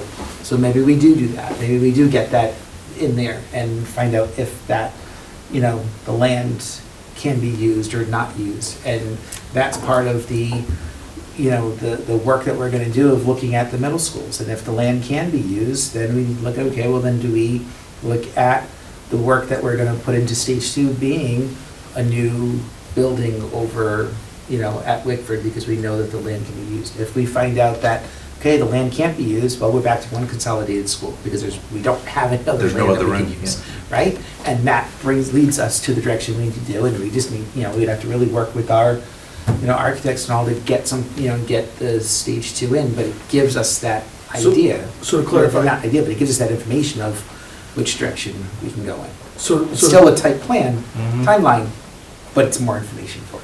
So are you saying for February 15th? Because I still think we have the design concern. So, because there would have to be simultaneous planning going on. We'd have to. They would have to take the current middle school that we have, and they'd have to bring that down. Oh, you're saying the. Transform it to fit the Whitford site. Take what they have, make changes to what we have. And they We've did do worked- footprints We've originally worked with for them us. enough to make changes, so could they take that building and now make it Instead of into- 1,000 student building, Instead of make it 1,000 a students, it's 400 400 students or students. whatever. And they it's wouldn't be able to 60. design that though, right? Well, they'd be able to Yeah. get some I of think that I do done. agree though that the first, so going back, oh my goodness, the audiences.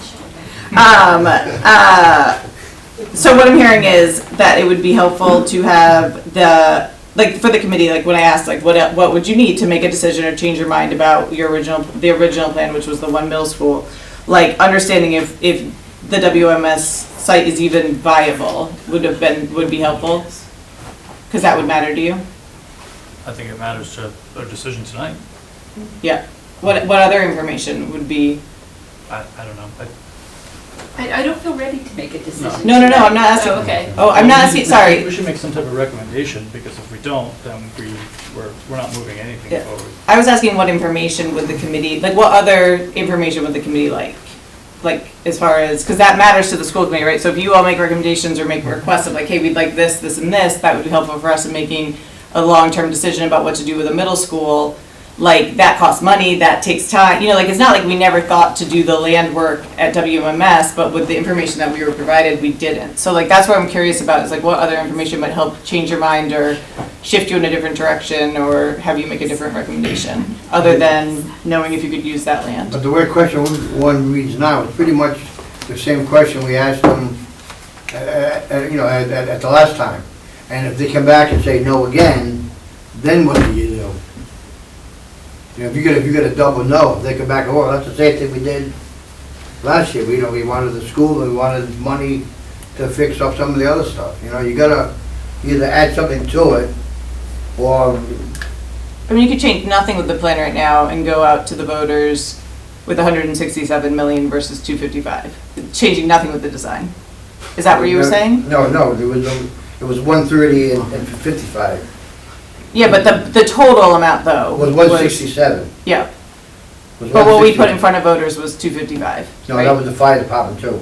Yeah, but that's what I'm saying, but that was Yeah, what okay. got voted down, But still, right? you give them the same thing again, 167 for the school. Yep. And if they figure that's still too much, well, that's not, then you're to the point where what happens now? And at that point, we've lost more time. We've also lost all our bonuses. Can you put out to the voters in a May vote just the items that are on here without Wickford Middle School? Ask your state legislature to extend the time and then put out a separate bond. What do people think about that for just the middle school in November? Would you, Mike, with that though, with the stage 1 and the stage 2, would you then have to wait till September to do stage 1 again for like the middle school? Yes, right? Right, if you put in a stage 2 now. Yeah. For the option 3. Yeah. And then we wanted to do another bond for the middle school, we'd have to do stage 1 in September with approval in February. Yeah. And I don't know what that would do for our bond rating, Ralph. I mean, that would be, I'm just throwing the idea out there to throw out the ideas out there. No, I don't think that plan would have a dramatic effect one way or the other as to, whether you have one question in May or break it up May, November. No, I wouldn't be concerned about the bond rating. Good question, but I wouldn't be concerned about it. I just think that, I guess, I'm not Does sure. the town know what our lending threshold is for our debt cliff? Because I know you earlier said like that concept of like, you wouldn't want us to go out now for just option 3 and then like in a couple of years go out for middle school again because the town, I think you said like couldn't handle that or couldn't do that. So like do you know what that number is? So I know the number that give us the legal ceiling, we're well under that. What we can afford is a whole other issue. So the legal ceiling, we're well under our debt ceiling. And the reason I throw that out there, because I think your story of the children saying what they want is a very powerful story. That would be something that would sell voters if you went out for a May bond for things that are critical needs. That you say, kids telling their mom and dad, we need walls, we need we need a gym. That would be the thing to sell your bond.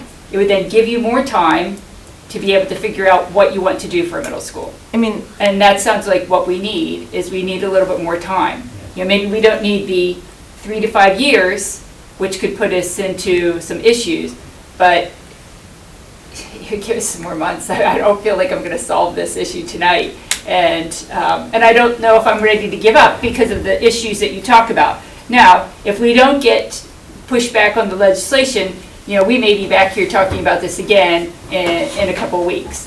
But that would be what I would say for right now. And your point is interesting. I wonder if a conversation could be had with RIDE.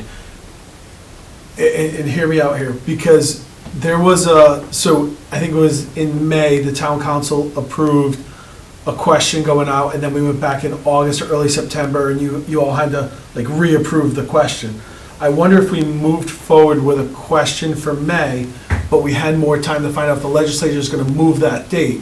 So that if the legislators were going to move that June 30th date, you could almost cancel the May question, moving them to November and putting together both. So now we've gained the time. So like right now, we leave here saying, we're going to do option 3. But while option 3 is happening, we're also simultaneously researching the Wickford site and what a new middle school would look like and taking those times. And we're moving forward with a May question, but if in March we learn that June 30th date has been moved to December 30th, I remember that we had to come back to the town council in August and answer a number of questions, and then that night you all had to approve because it had to be like within 60 days.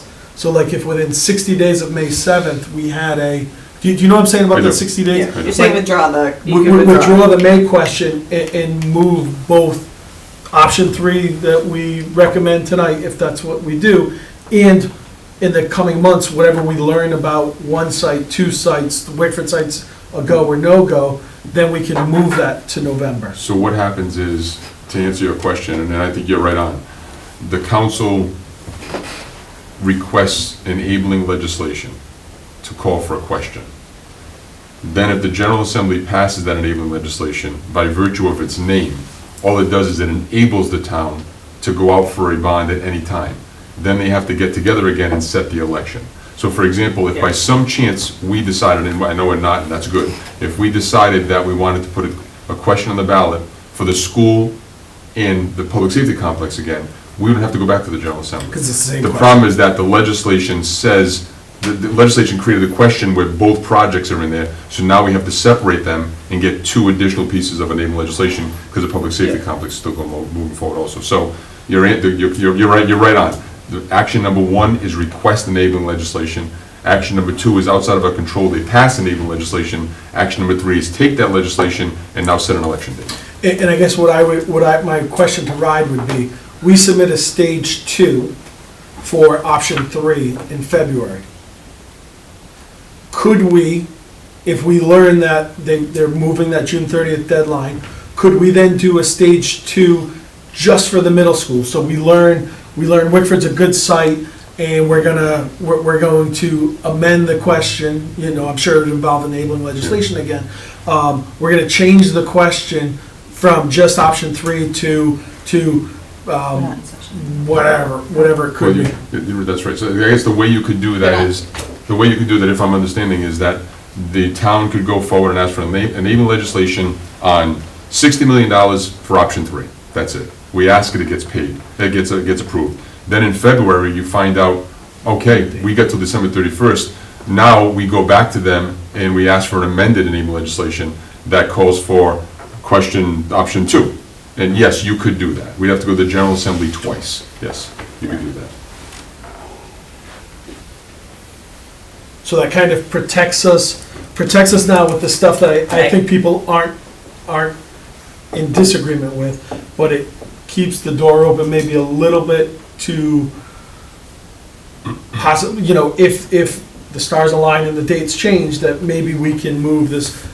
Now, I don't love it because we're losing another year in essence, but, maybe that's the meeting, maybe that's where we meet, where we have more time to research the middle school, to get to hear what's coming out in the survey, time to do an ESA to find out I think that's the biggest question that's really gonna drive the next part of this is, if the Wickford site is not viable for whatever reason, my next question to whomever would be, is there another area that's got enough acreage, has enough access, for us to put a middle school? If both those are no, we can't build at Wickford and we can't find another location, then does that almost start pushing us towards one middle school? I think, based off of comments we heard, we should also investigate what rehabbing Wickford would be like. That's gonna be a major rehab. I think I don't remember if it was a public meeting or if it was one of our meetings that we met every Wednesday with the architect team, but I think they were calling that a 3 to 5 year renovation of Wickford Middle School with kids in portable classrooms in the field. I think at some point we would have to have a discussion of if we could rehab Wickford, because it's not a new school, we're gonna have to bring it completely up to code because it would be more than a 50% renovation. But we would have possibly 1 to 3 middle school careers spent in portable classrooms in the front yard at Wickford. If you're renovating. If you're renovating. So I think, and that's what we're doing is we're buying ourselves time to get more information. I think step 1 is Wickford viable? And remember that the legislation is enabling, which means that, and this doesn't really help this question, but let's say we received approval for a question of $140 million for a new school at Wickford Middle School and improvements to our elementary and high schools. And then you put that forward, and then in May, you found out, wow, we can't build it on that site. You just don't spend the money. It's enabling you to spend the money. It's authorizing you to spend up to that money. You don't have to spend it. And so you could then put that money aside and then go up for a second bond for a consolidated middle school. So you could do something like that. I just don't know if that works. I think with this town, I learned a lot through the process of what we did over the past year, and one thing that I very much know is that they like answers to questions in a strategic way, and so I think being after what we just did, it went through, then to come back and say, oh, well, we'd like a little bit of money for renovations, let's bond that, and then, but we're gonna work in the middle school plan, but I think they need a longer runway plan to be successful in a bond, because I think what you definitely don't want to happen is to go out for the renovation bond and then not have that pass again, right? And because then you're getting no reimbursements or no work. Is there a possibility? Well, there is a possibility, but I wonder what the subcommittee thinks about just putting through with the phase 2 what the town and the school department can afford. So you pick the highest priorities and you just put in that, right? Not bond, not big. You pick one roof or you pick one thing, you get the 50% on it, and then you work towards a bond in November or whenever that involves other renovations and whatever, but it would be at 30 whatever percent. So we would do a stage 2 in February for $5 million, let's say, and that would be for the next 5 years. Yep. Because that's all we can afford right now. But that's what I'm saying, we're not doing something in November because that's a 5-year plan. You're not allowed to then submit another We'd have to do a stage stage 1? one Yeah. We would do a stage You could, 1 though. right, we would do a stage 1 in September. do a bond in November and do a stage 2 in February. Good. You're just not getting 50%, which we always knew. Right, and you're not gonna get 50% on the $5 million. We're not getting work either. 50% on 5 either. Why? Because it's only two different types of projects. It's roofs and It's not education. fire alarm and Oh, okay, envelope. yeah. Yeah, so it'd be less So then. maybe 40%? Yeah. Maybe we could squeeze a one. You'd have to pick one. And we have 35 is a to given, yeah. 35 is a given, but maybe we can. Do we know, did this committee know, I heard another question about what land would be available if Wickford wasn't viable. Did the town provide that information to the subcommittee? I believe the master plan had that. The master Yeah. plan had a list of all Yeah. the sites. Yeah. So so we don't need to ask that question, we have that answer? Because you were saying like we could look at what other, like if Wickford wasn't available, we could look at other things, but we've already done that, right? The only thing it didn't consider was privately, so that looked at publicly owned parcels. Yeah. It didn't look at privately owned parcels. Valid. What about Davisville Academy? How's that, what's the process with that right now? Do you want, That was in the facilities master do you plan. want to talk about Davisville Academy again? Uh, So can you say your question one more time? Was that viable for, if you couldn't use Wickford Middle School, if you could do something there? I mean, it would be kind of close to Davisville. Oh, you're saying put a middle school at Davisville Academy? Davisville Academy or something. So we do have programming that happens there. We do have administrative office spaces that are there. You're saying use that land to build a new school there, or just Or even use if it as you a? do it that way. Now, I know there's quite a bit of land there, right? I can tell you exactly how much is in I here. don't have my laptop up, yeah. I don't believe it's Yeah, enough. I don't, I'm just thinking the space, I mean, if you look at the current footprint of the elementary school, then you need field space, parking. I don't think that'd be enough space You for a gotta middle keep in school mind too, area. you So gotta keep in mind too, it's not just a building.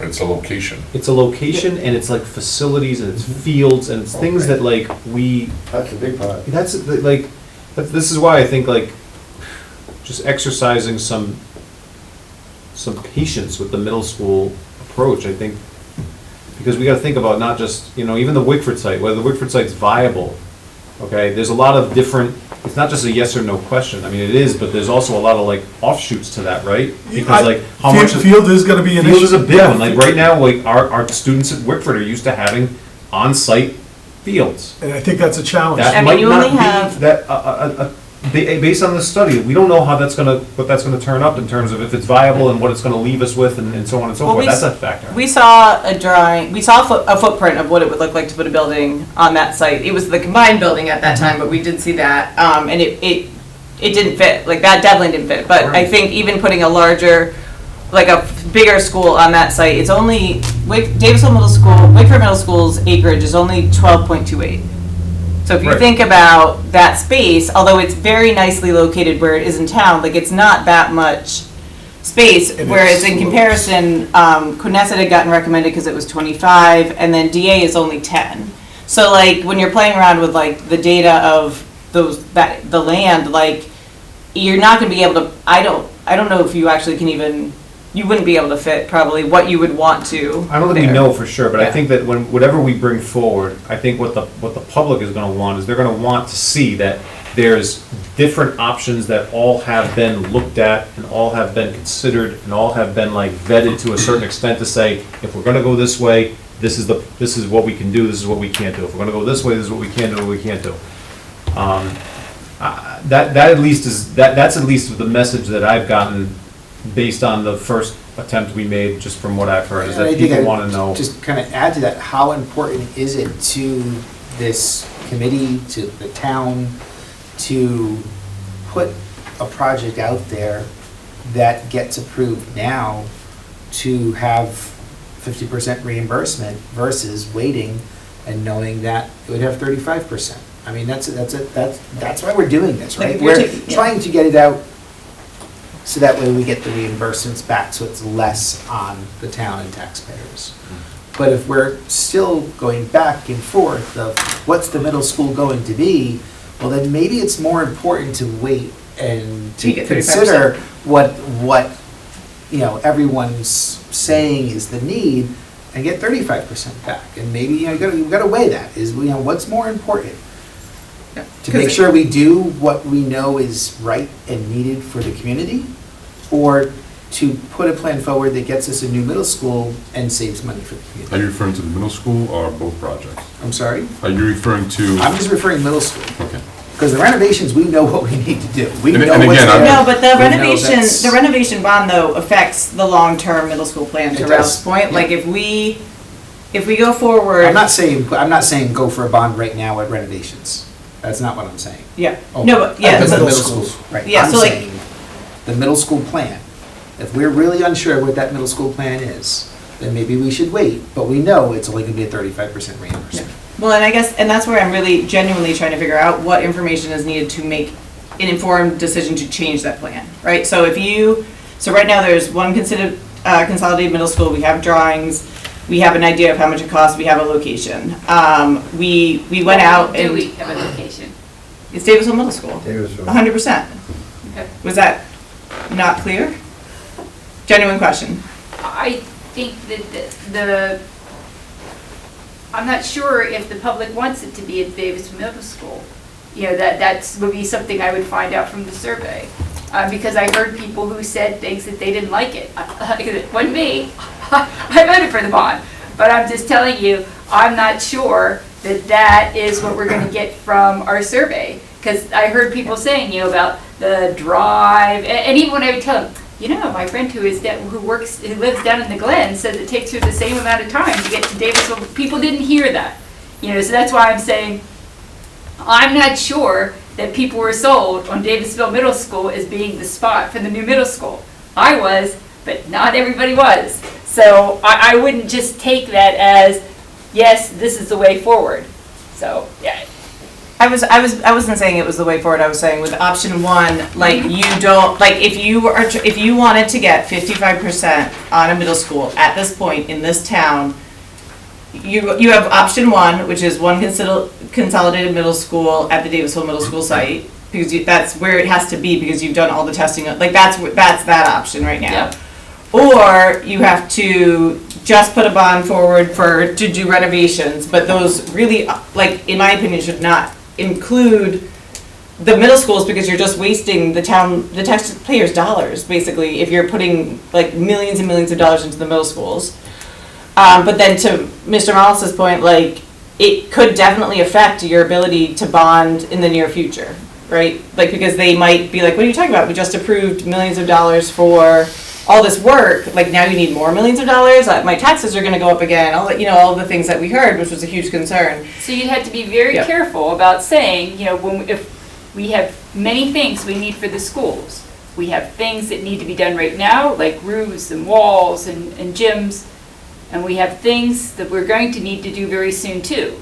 It's just a matter of what you approve. I mean, like I said, it gives you more time to decide on where the middle school, if it's going to be one, it's going to be two, where it's going to be. And that's what I think our committee needs, is we need more time, that we're not ready to. And I think Barrington just did this in the opposite direction. I think Barrington just opened a middle school a couple of years ago, and then in November just approved a bond for, I think it was $250 million for their high school and elementary school too. They did flip-flopped. So they're working in an opposite direction. So they got the new building and said, oh, this is great, let's make investments to the other buildings. I guess what You could probably put out 130, like with tweaks to your current plan, you could probably put out $130 million middle school right now, right?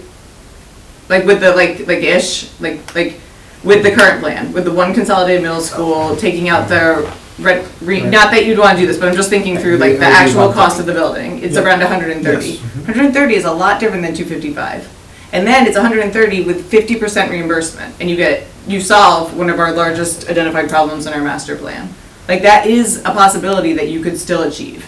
The other one that you could achieve is identifying projects and putting out a bond for renovations to the other schools.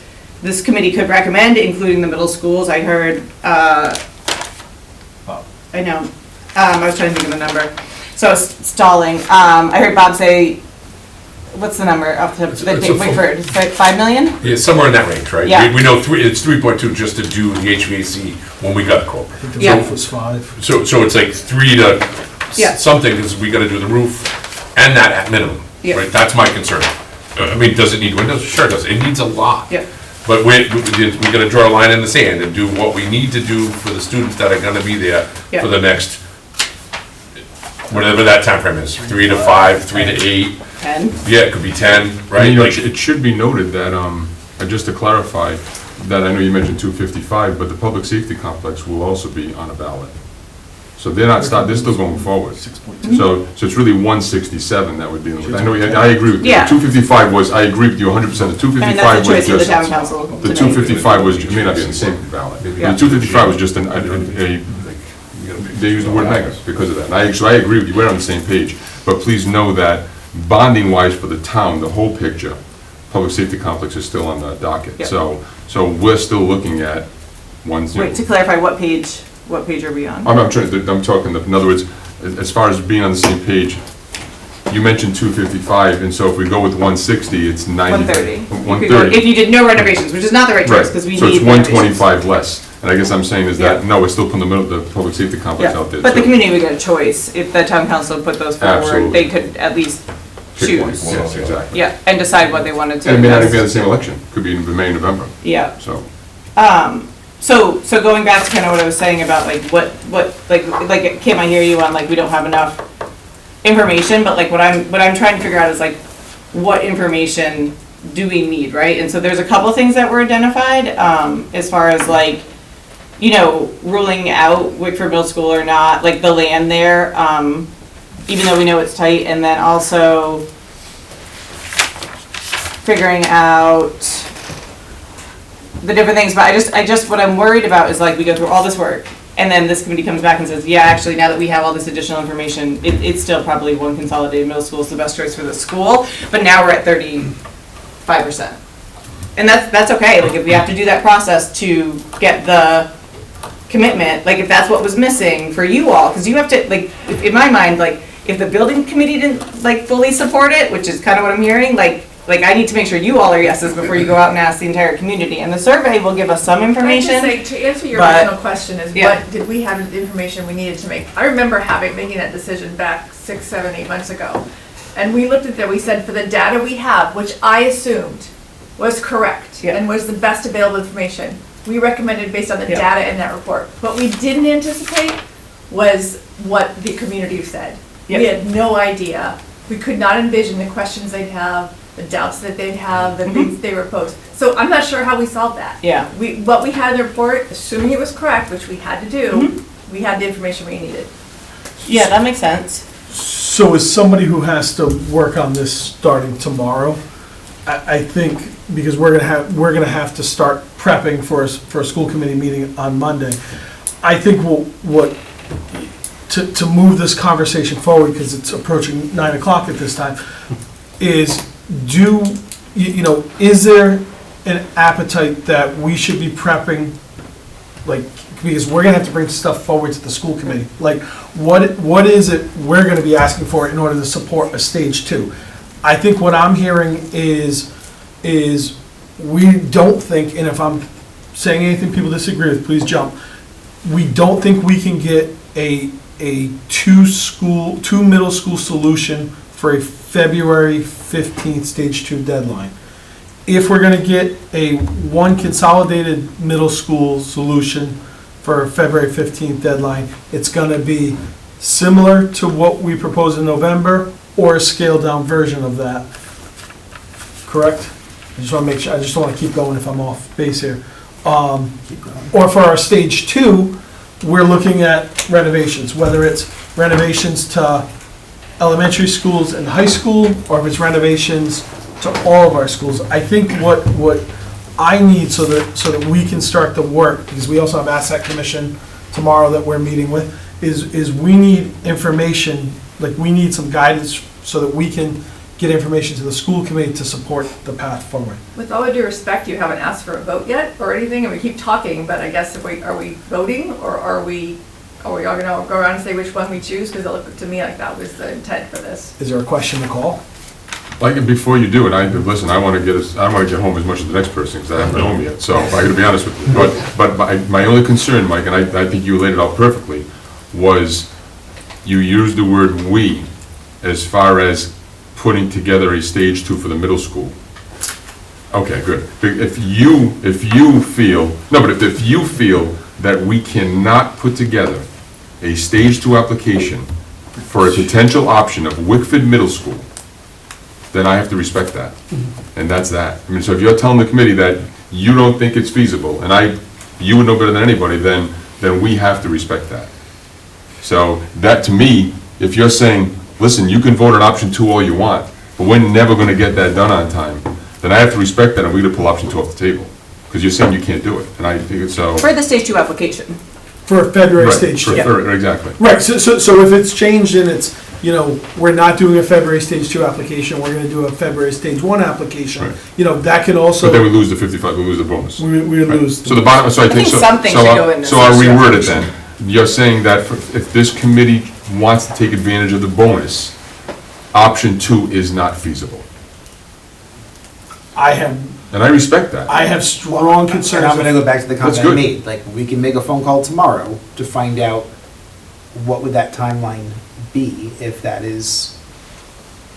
But I One sincerely recommendation respect from that. If this that's the committee, case, but- I'm good. And then what is the cost also? Because I think we have an idea on what costs for the A&E fees for this is going to be.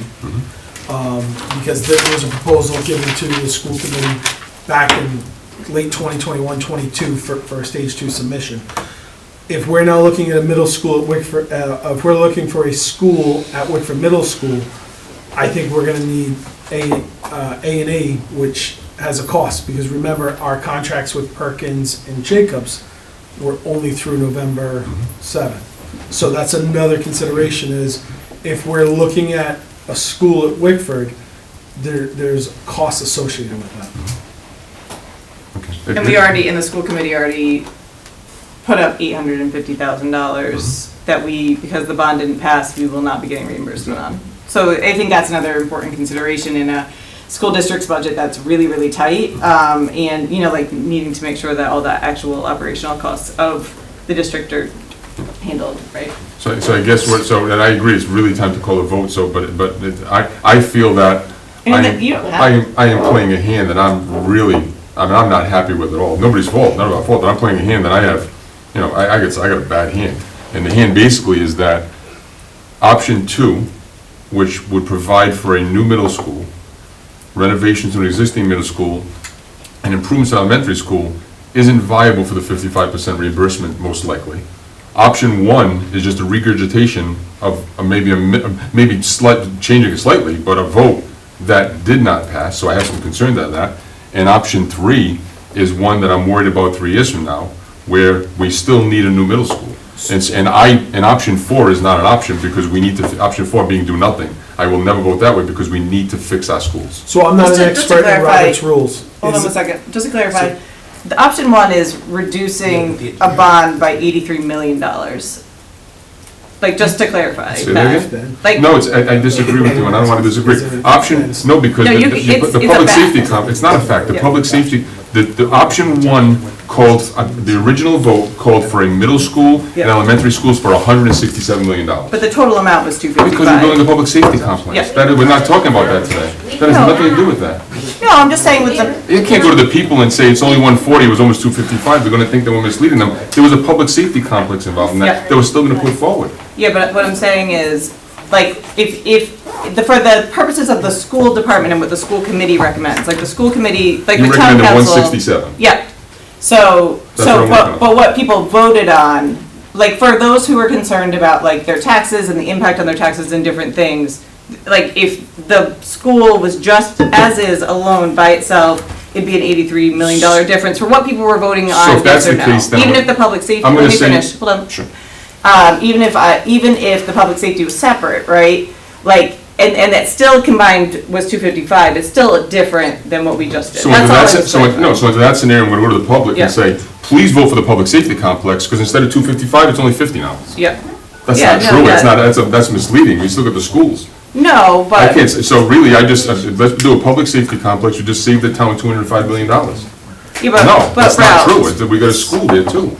No, I understand that, and I very much am supportive of both projects, but what I was saying is like, with option one, like it's, if people were to look at it and they were like, their biggest concern wasn't the things that Kim had brought up about like location or all the different things, it was just about the impact on their taxes, just the one consolidated school at 55% would be less than what the question that they were proposed in November was. That's what I was saying. Yes, but there's no public safety complex. Yeah, But the public safety complex may still be on the ballot. Okay.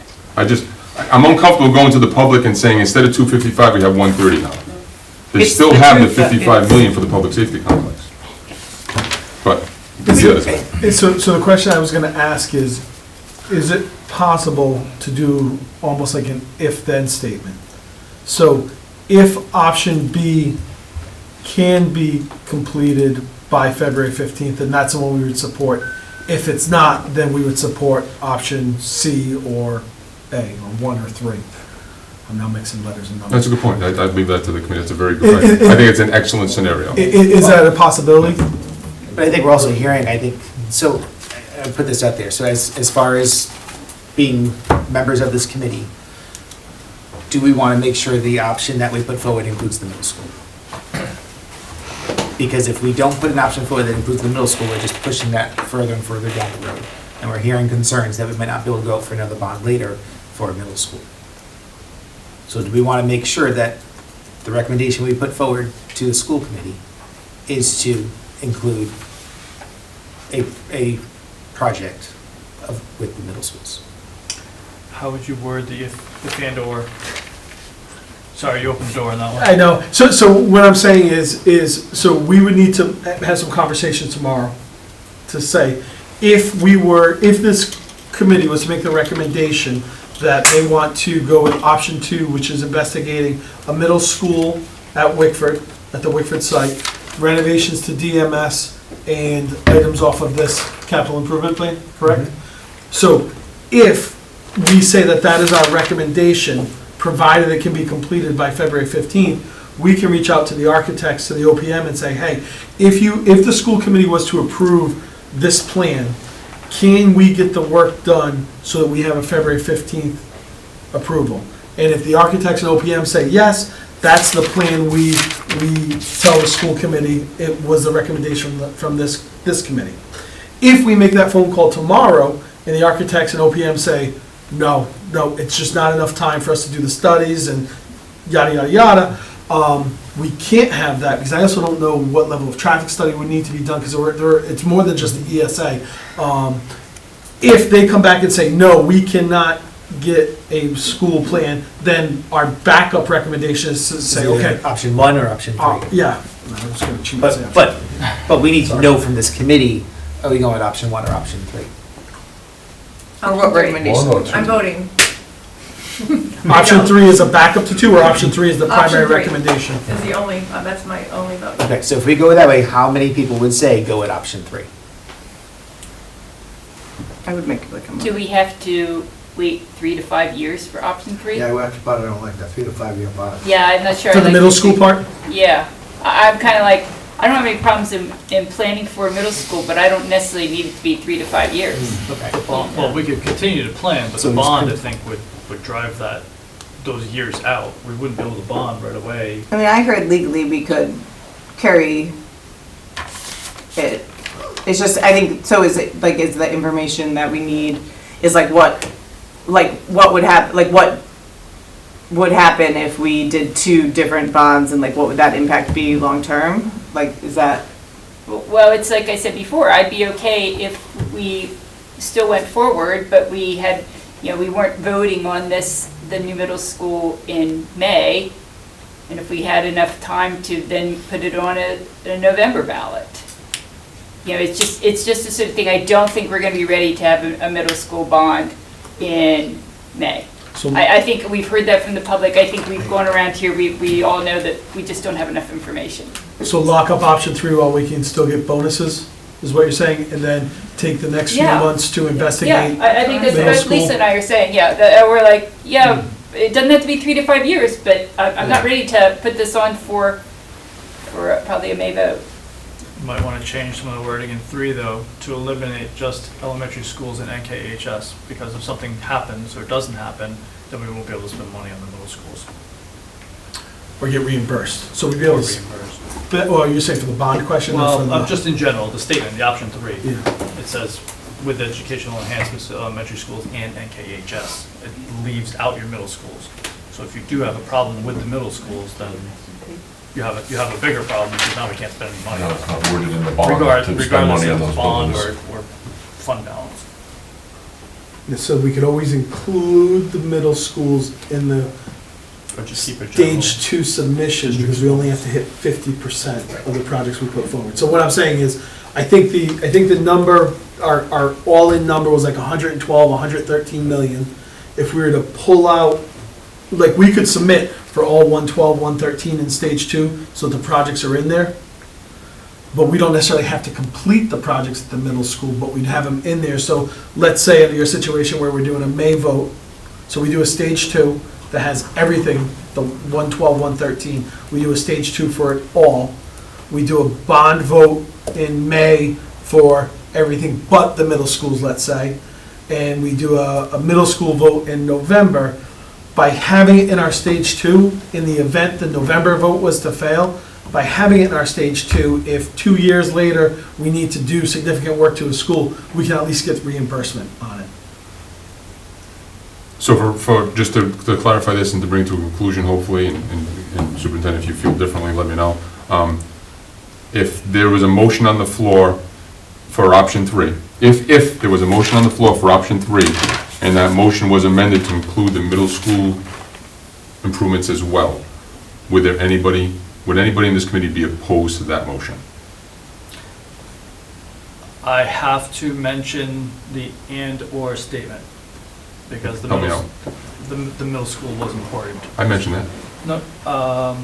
No, not that part, the new middle school. So, when Mike was talking, I apologize. That's okay. I don't mean to muddy the waters. It's okay. When Mike was talking, he was talking about, listen, we can make these phone calls, we can find out what's going on. Okay. If that doesn't work, in our potential recommendation, if we're recommending all of the work and the middle school, if that can't work, then we should go on the option 3. So you and I are somewhat on the same page, except that from what I'm hearing through that almost motion and the concerns of the school department and some individuals mentioning how they feel that the middle school may be being rushed, that's what I'm hearing. We'll have plenty of time to continue the planning, but it has to be, I shouldn't say we're rushing it, there'll be plenty of time to continue planning. Mike, can you put forward, like, say, you put forward the plans that, like, the ones that had been worked on for the consolidated middle school, you put it in as part of the application, in addition to some of the drawings for the renovations, and that, are you allowed to amend? Problem with that Yeah. is the money for Perkins got us up to it. Yeah. It was the second half of the money was to do all the stage 2 submission Yeah. work, so we'd be looking at We need $850,000. a large sum of Yeah. money in order to put the one middle school plan forward for February. Yeah. Which wouldn't be a problem if you actually were gonna get a bond that passed, because then you would get reimbursed, but because, yeah, okay. Then it sounds like option 3 is what's left.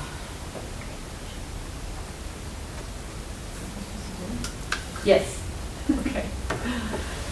Can I make a motion that the committee recommends option 3? Is there a second? Yeah, I'll second it. You could open it for discussion. That is with the caveat that we don't have to do this in the 3 to 5 year portion. Right. We can do it sooner. Right, we talk about like eliminating Timeline. waiting 3 to 5 years, so. It just will be, It's without. it will just be, without- And to clarify, that's, I think your motion is not putting forward any of the middle school projects in the stage 2 submission? That's correct. Okay. So option 3 excludes a middle school plan, A new middle school plan. a new middle school plan. Yes. excludes It's new middle just- school And it's plan. just renovations at the elementary schools and the high school. And how I don't about, like that part, but yes, I guess that's what I'm saying. how about the middle school, what Bob had said, we're not putting that in there? Not the middle school, will you be able to? Doing the make it- minimal work that we need to do to keep the school functional as a school. But that's it. That's not what the motion is, though. Right, and that's, I think that's But what I was that's bringing it what up we're for. saying, should we amend it though to Yes, include that's what- something So like just that? do required renovations at the middle schools? Did you? I would say at Wickford Middle School, Davisville's a new roof, new heating system, new windows, new doors. Davisville's had a lot of work done in the last 10 years. Wickford's had none. Isn't there work on the CIP though for Davisville that needs to Yes, be done? there is, yes. There is some HVAC work. But I guess to Kim's point is, if we were looking at a 3 to 5 year time frame, then perhaps some renovations to Wickford are necessary, because even if everything goes through in May, we're still not looking at Wickford renovations until FY '26. Yep, that's great. So just to remind everybody, the year one CIP projects are somewhat minimal because of the design work that needs to be done. So in year one, the majority of the work, I think we were looking at $8 or $9 million worth of work in year one, and approximately 6 of it was just the high school roof alone. And then I think we were jumping on some generators, because our experience has been generators are taking years to come in. So we were gonna just start the clock, and no, we weren't gonna really have generators, but we're gonna start the order. So even with doing some work to Wickford, even quote-unquote emergency work, it's still not happening for a year. So if we're thinking we might act quicker than the 3 to 5 years on a middle school, then maybe we don't put money into Wickford. Just 2 cents. But I think if we're looking Wickford's 3 to 5 years, then yes, I think we have to consider something. Maybe not a new roof, but maybe some roof repairs. Sorry if I muddied it. No, they're all important information.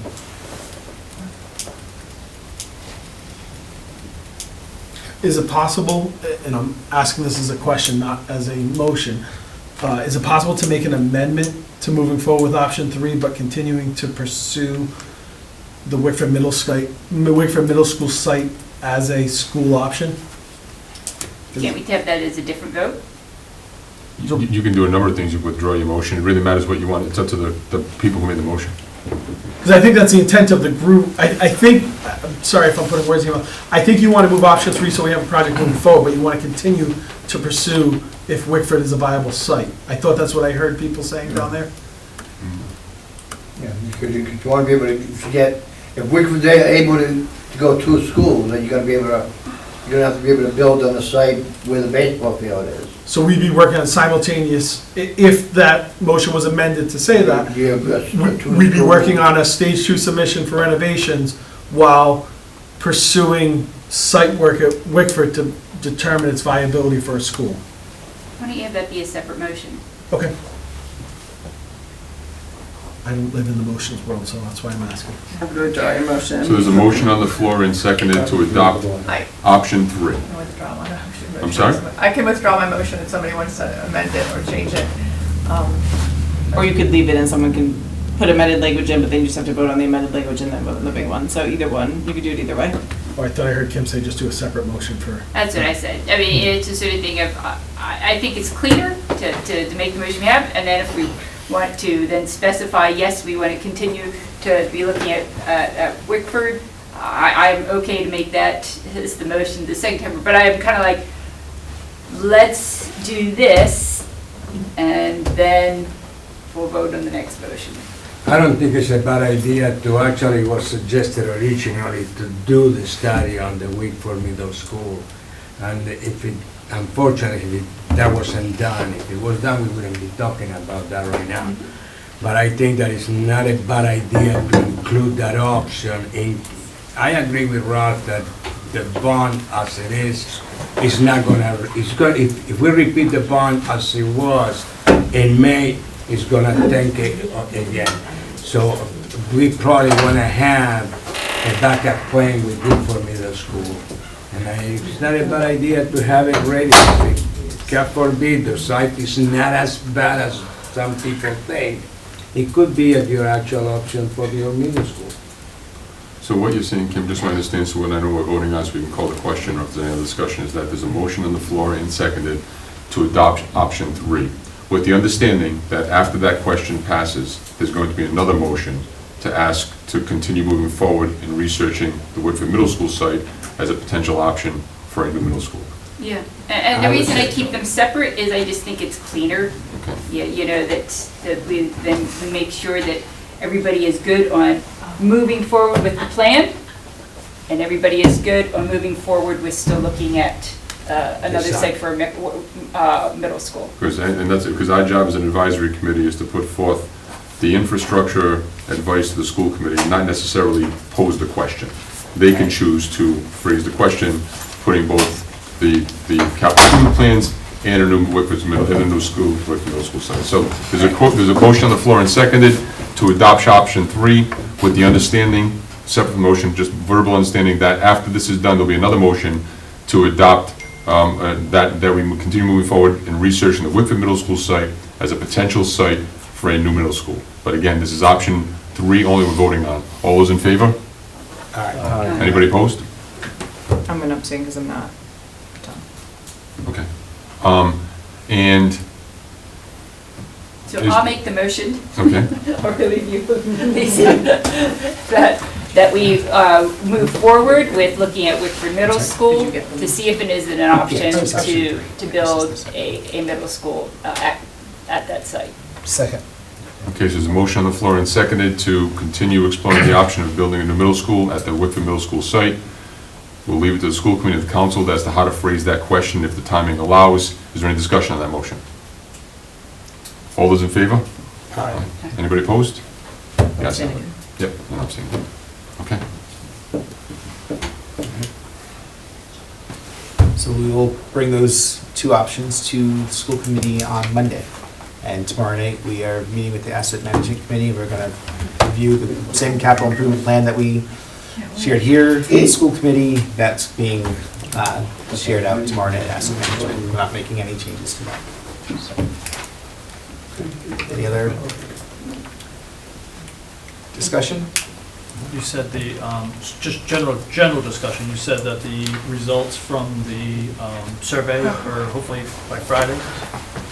No, it closes on Friday. Closes on Friday? How long does it take to put everything together? I have no idea what format it's in, how it's coming in, or... I know that's going to get reviewed by the school committee, so that'll take, that'll take some time. I don't have an exact timeline of... So it goes to the school committee first, we're not gonna see it at all? Well, Until what was after. discussed was that the school committee will break down the results. So, and then it'll get shared out. So, we don't have a deadline of how long that's gonna take, when it's going to, but it will be shared out, so. Got it. And Once the it- building once- subcommittee once will it's- definitely get the information. It'll be public, but specifically the committee will receive the information, of course. Thank you. Welcome. Make a motion to adjourn the meeting? Second. All in favor? Aye. Thank you.